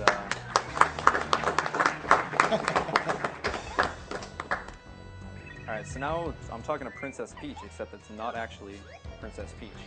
It's actually some Dupligos. So I need to go to the 6th pole right here, turn around, and I saw the Dupligos. So now I have to hit her 3 times. And like I was explaining in Chapter 7, if these guys transform, I can kill them in one hit. So I'm going to be trying to do that right here. So I'm going to do nothing with Mario. And I'm going to powerbomb right here just to get their HP down a little bit. So preferably at least 3 will transform. There's one. One attack. So hopefully both of these 2 transform. There's one. And there's an attack. Okay, so since only 2 of them transformed, I have to use Starstorm right here. If all of them would have transformed, I would have been able to just powerbomb. If 3 transformed, I would have just jumped on the last one and then powerbombed. So Starstorm, obviously the slowest, but I got bad luck, so that's fine. Only wastes a few seconds.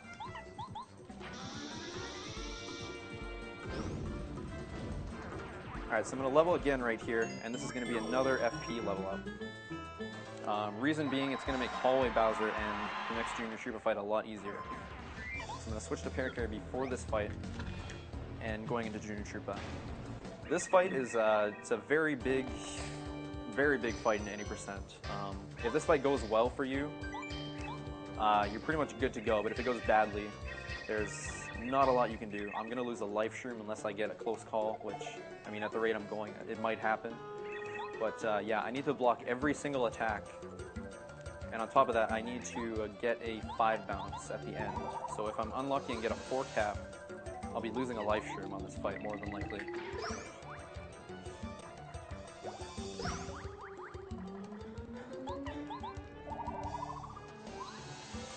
Alright. So same strat as always, I'm just charging up and using Shell Shot whenever I can. I got the first 2 blocks, now I'm going to use my last Whack-A-Bump from Chapter 2. It's going to restore my health and FP. Another Shell Shot, and I need 2 more blocks, 1 more charge, and then at least a 5 bounce would be perfect. If I get a 4, we might run into some problems coming up. Alright, I got all the blocks, now I gotta get a 5.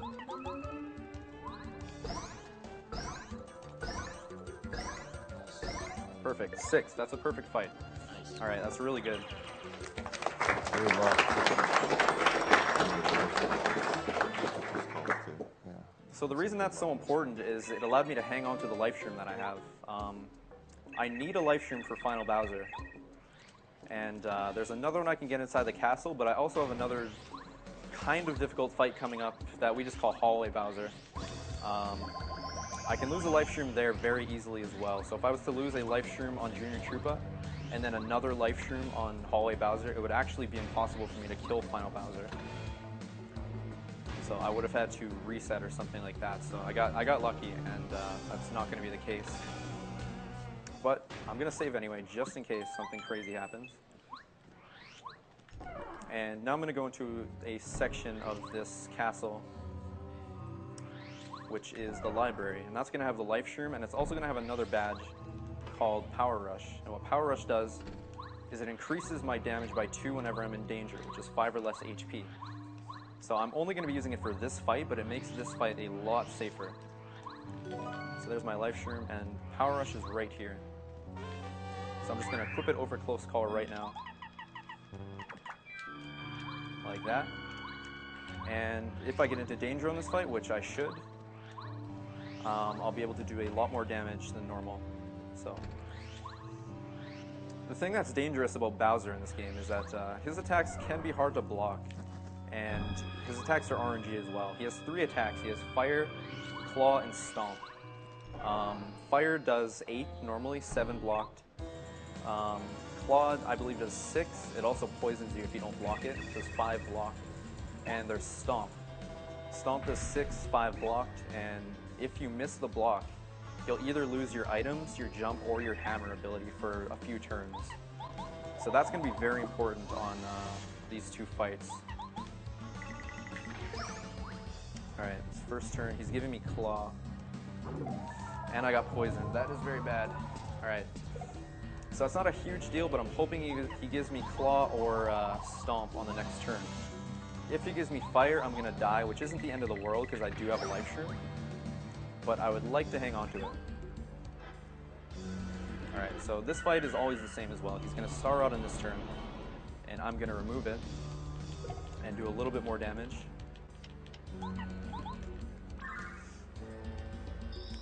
And this turn right here, I guess, is going to determine a lot. So hopefully I will get, I guess I would like Stomp the most.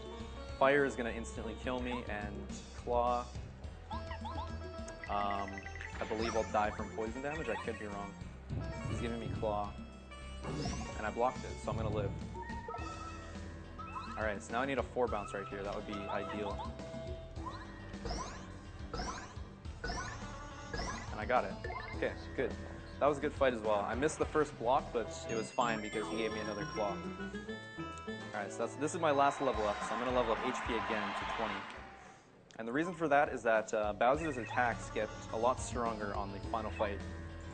So he's going to be doing 10 damage with Fire, he's going to be doing 8 with the other 2 attacks.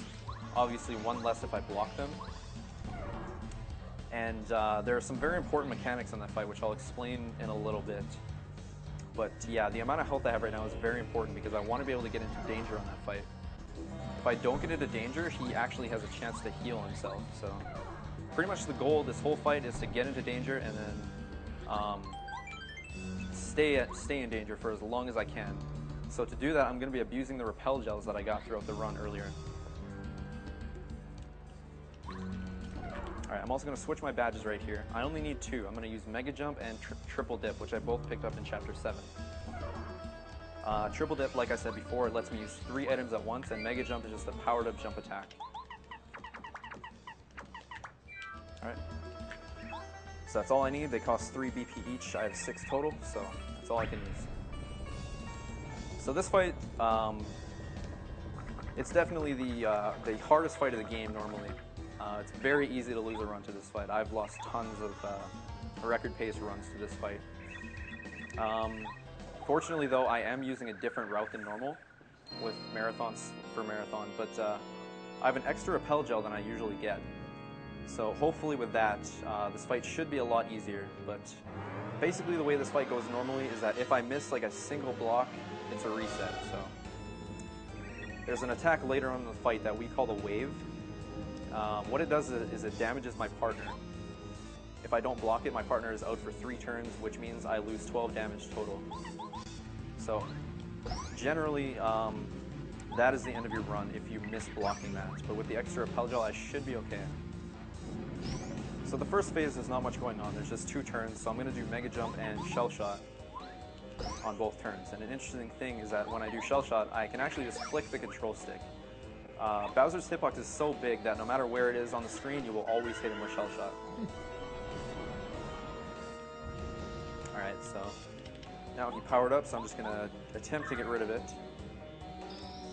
which isn't going to happen, but it'll happen soon. So anyway, I guess this is a good time to explain the mechanics of the fight. As I mentioned, I want to get into danger. So he's going to be, like, depending on which attacks he gives me, I need to block and get hit by certain attacks on the first 2 turns. If I block attacks that I don't need to, I might not get into danger. I might end up at 6 HP. And in the case that I do that, he'll be able to heal. Just for whatever reason, if you're at 5 HP or less, Bowser can't heal himself. I don't know why it's like that, but it is. On top of that, I also can't heal myself, and I also can't use a life shroom. If I do either of those 2 things, he'll heal himself again. And when he heals for 30 HP, so it's pretty big. If it happens, there's basically no coming back from it. I'm going to be using everything I have on this fight in order to kill him before he's able to heal. So, yeah, the first 2 turns, they are more than likely going to determine the entire fight. I guess the best case scenario would be to get 2 fire attacks, because they're the easiest to block. I would block one of them and get hit by the other. It doesn't really matter what I do. I'd be at 1 HP, and then from there, I just need to stay invincible for as long as I can. If I get like double stomp or something like that, stomp is 7 blocked. So if he does stomp on the first turn and I block it, and he does another stomp, that's only going to do 14 damage to me. I need him to do 15. So if I risk it and not oh my god, and if I risk it and not block the stomp attack, I can actually lose my items. So if I lose my items, the run is basically dead as well. So I did save, so hopefully that won't happen, but worst case scenario, I'll get 2 stomp attacks and pretty much just be unable to kill him because I won't be able to use my repel gels. So yeah, this fight right here, if you haven't already noticed, it's completely scripted. Basically, it's just the star Twink powering up and gonna eventually kill Kami Koopa here. And this turn, I believe he is invincible. Yep. This is the last turn. She's all scared now. And this is the last hit. And she's dead. So tough fight. I had to try my best for that one. But yeah, now we're getting into the real fight, phase 2. First things first, I'm going to get a powered up Star Beam. If you notice on the first fight, the Star Beam didn't work. So this time, the Star Twink, now that he's stronger, he's going to help out with the Star Beam. And now I can actually remove it from Bowser. So this cutscene right here is one of the spots where VC actually loses a lot of time. You'll notice that it's like pretty slow. It's actually going like half speed compared to what it's supposed to be going. But again, that's just VC.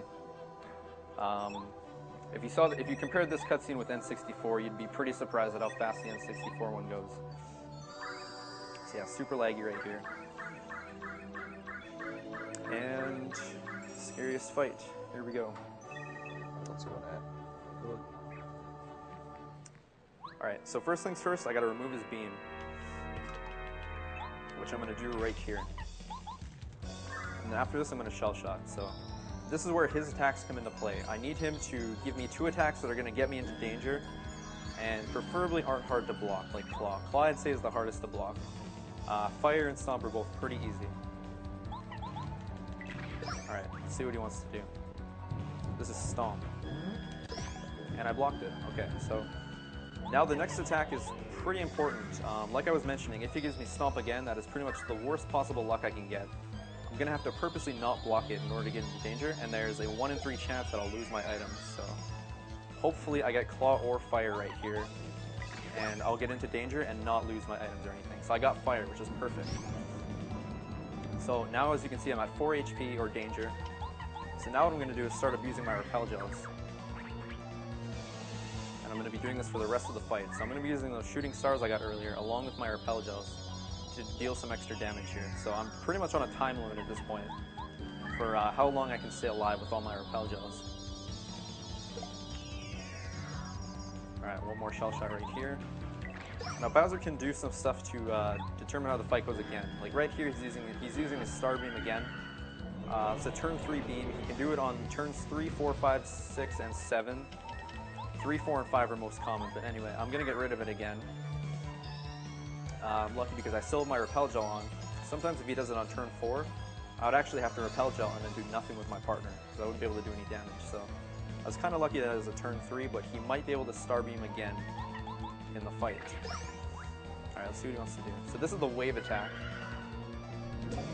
And I got hit by it. So that right there is the attack that I was talking about, where in normal runs, that would pretty much be the end of my run.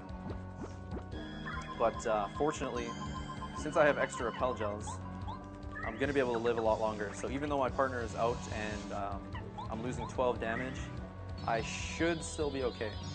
So what I did there is use another repel gel and refill my FP and use my last attack to do a shooting star again.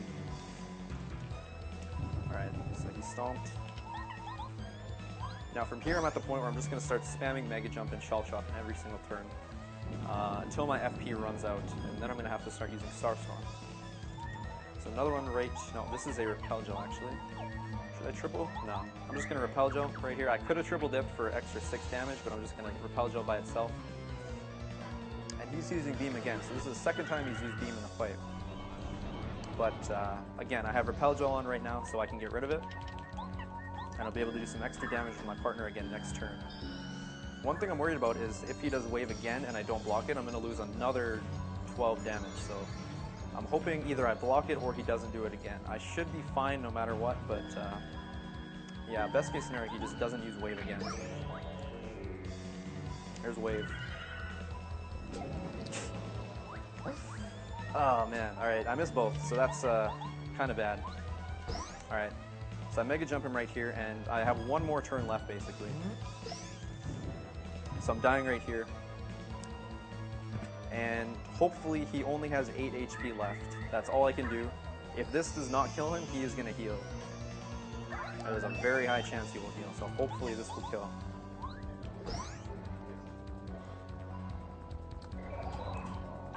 Which it didn't. Alright. So, nothing I can do about that. That is a reset. But it was completely my fault. That's something I'm known for, is missing that wave block. So, oh, not the end of the world, but I am going to have to do that fight again.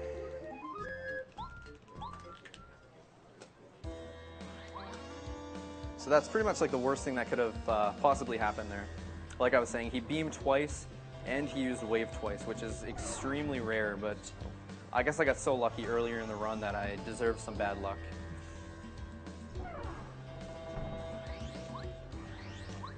So again, I gotta equip my stuff.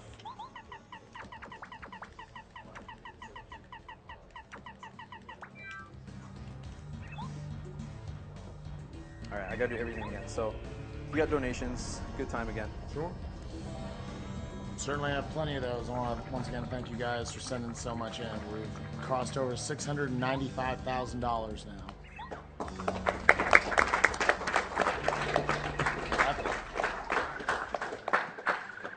So, yeah, I've got a $10 donation from Shakangel.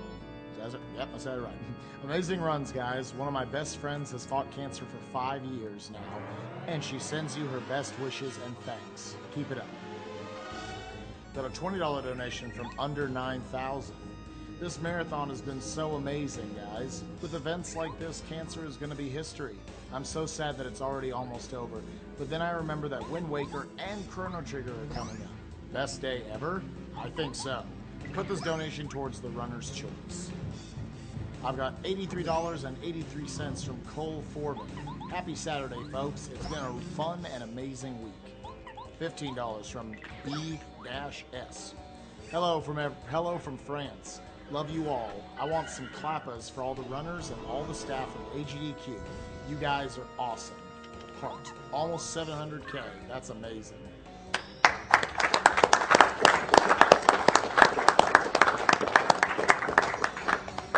I've got a $50 donation from Daniel Gonzalez. Never seen speedruns before, but watching these has been great.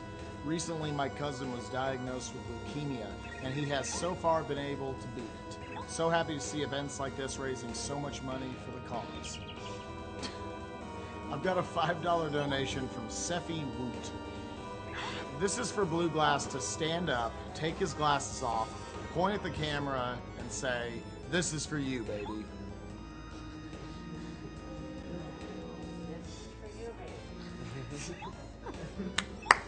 Nice. Rolling on top of that, we got $5 from Boop Bop. Thank you for all the entertaining speedruns. Here's $5 more towards another button unbuttoned. Oh my god. Can I help you with This this? is a problem because this morning I kept the shirt on that I wore last night because I was rushing to get down here, so it's just like this terrible color. I was hoping we wouldn't get far enough to see it, but I mean... This terrible color. Everyone's at home judging your outfit because you threw your shirt. Could be worse. You could have no shirt on. That is very true. I could have no shirt on. Got chest hair showing.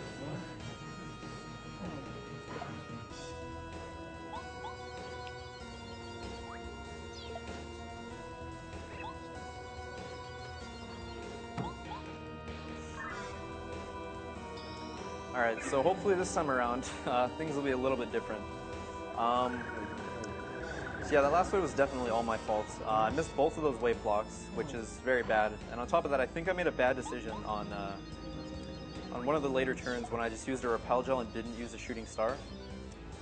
I think I should have used that right there and I would have been fine, but I thought it was going to be okay. So, my fault, but what can I do, I guess? I've also got a $100 donation from CJ Ferg 691. Hey guys, I love the work you guys are doing. My mom was just recently diagnosed with thyroid cancer, and seeing you guys run my favorite games for such a great cause really gives me a lot of hope for her recovery. I'm working on my Paper Mario run. Watch out, anatomyz. Haha. We got a $20 donation from Darno C. Keep up the good work, guys. Really enjoying the stream, even though my girlfriend isn't as happy about me watching you guys all day. By the way, Blue Glass is awesome. We've got a $20 donation from Jack D. Someone very dear to me lost their mother at a young age to cancer. Continue the good work, kicking cancer in the teeth, so that no child will have to grow up without such an important part of their life. Got a $200 donation from Adam Yakarin. I'd just like to thank you guys for the extremely...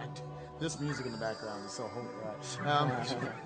I'd just like to thank you guys for the extremely unproductive work week, and probably the next one too, while I look at archived runs. $20 from Josh Ray Person. So sad it's soon over. This past week has been amazing. Had to donate something. It's not much, but it's something. Keep up the good work. Greetings from Malmo, Sweden. Okay. Sorry, go ahead. Do you want to read one more? $100 from Peter Collingwood. From Peter and Debbie Collingwood, well done everyone. ESP Ken, aka your name here. Okay, so again, same thing as last fight. I just removed his beam, and on that turn right there, I blocked Claw, which is very good. That attack is pretty scary normally, so it's good that I blocked it. Now I need either Claw or Fire again. Same thing as last fight. If I get that, I will be in danger. If I get Stomp, it is very unlucky. So I got Fire again, which is good. So same thing again now. Just going to use my Repel Gels to stay invincible. And this time, hopefully I won't choke and actually block the wave, but we'll see. Alright, some more damage with my Shooting Stars right now. And let's see what he wants to do. He used his beam on this turn last fight, so it might be different. Yeah, he's using Fire now, okay. So instead I'm going to switch to Paracarry right now and get rid of some more FP. And then Triple Dip now and refill all my FP again. on top of doing more damage with my shooting stars. Alright, so he's probably going to beam on either this turn or the next one. This one is the most common, but we'll see what happens, I guess. So if he does it on this turn, that's probably the worst thing, but he's attacking again, so that's good. So I have to Repel Gel, and I can Shell Shot again right here. So now this turn he will probably beam. Alright, there it is. So now I can remove it, since I already have my Repel on. And now I'm worried about the wave attack again. Since he's doing such a late pattern this time, it might be okay if I miss the block again. But hopefully I just block it and the fight will be over a lot quicker.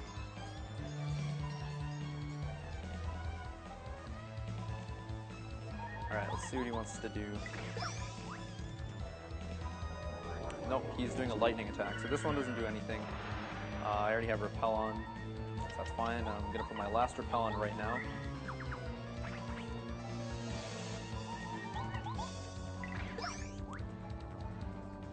And now this is Wave. Alright, that time I blocked it. So that's going to be the end of the fight now for sure. So it should have happened the first time. He should be dead right here, actually. Nope. One more turn. Yeah. 4 health? Yeah. Alright, but either way, normally in any percent, what you do is you actually die every fight, but since I have that extra Repel Gel, that's not even going to happen. So I'm just going to kill him right now, which is faster than normal, I guess, but the strats I had to use are a lot slower to get the extra Repel Gel. And should be dead right here. Yep, he's dead. Alright. No, it's not time yet.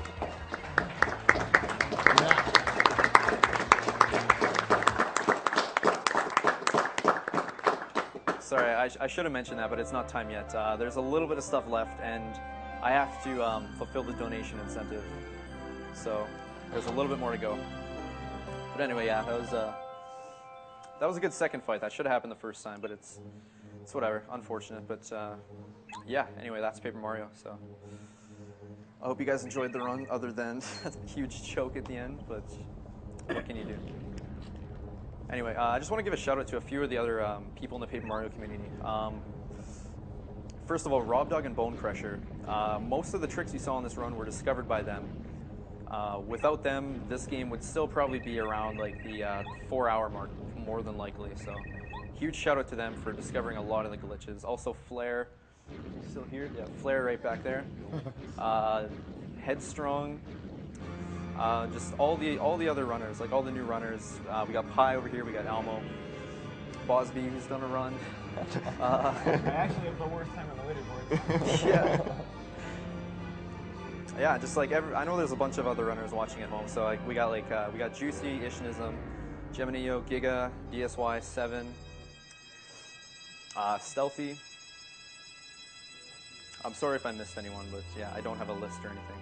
Hopefully I got all the current runners right there, but yeah, the game would be nothing without all the people involved, so huge shout out to everyone who's made this game become what it is.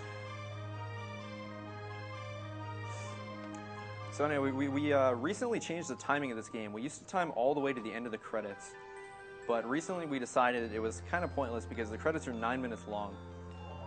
So what we do instead is we just go to the castle cutscene coming up, to when Peach raises her hands.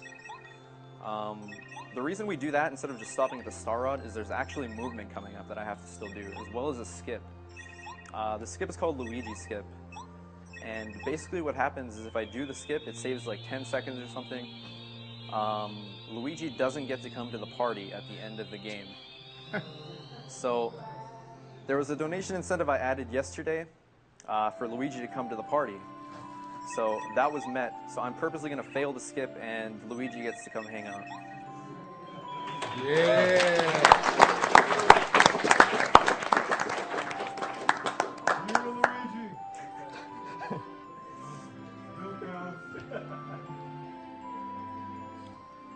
Alright, so there's like there's a couple more minutes of cutscenes coming up, so if you have more donations, another good time.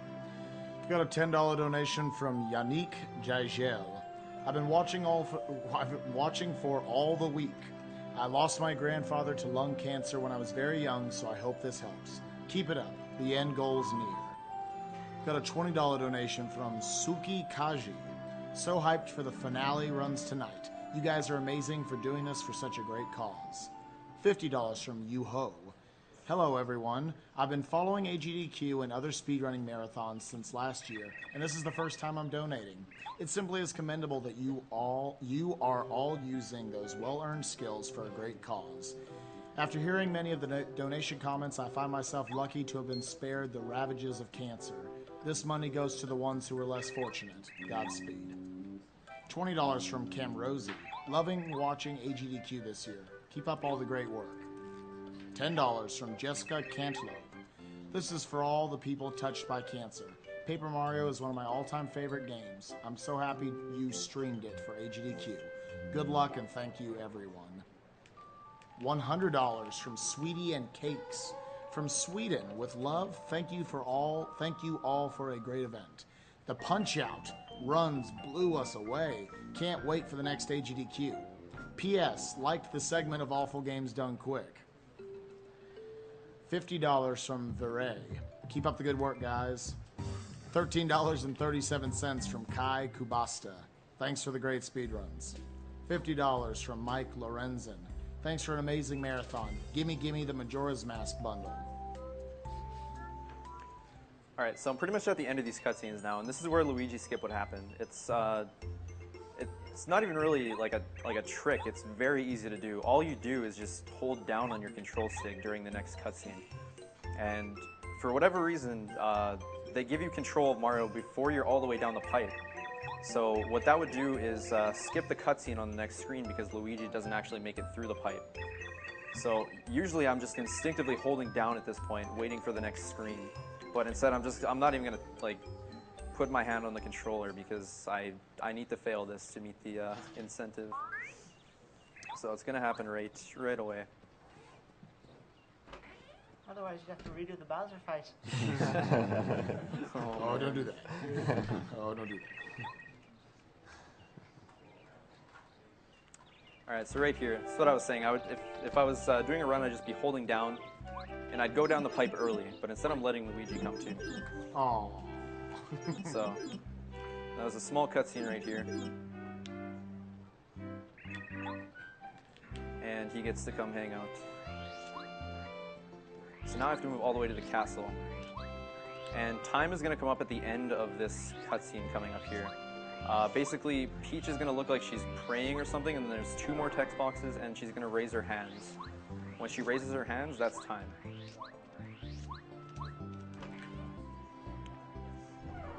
Alright. So just a little bit of text.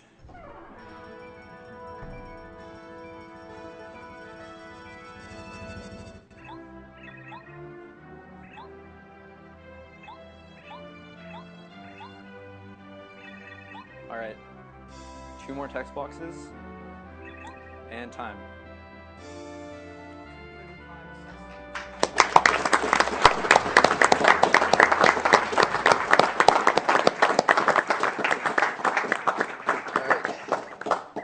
Not bad considering the failed Bowser fight, because that's like 9 minutes gone, so that would have been a pretty good run other than that. But anyway, yeah, that's the end. We don't need to watch the credits, they're 9 minutes long, so whoever the next runner is, I think it's Peaches. So you guys can get ready for some SM64 one-handed. It's pretty interesting, so stick around for that. One more thanks for anatomyz for Paper Mario.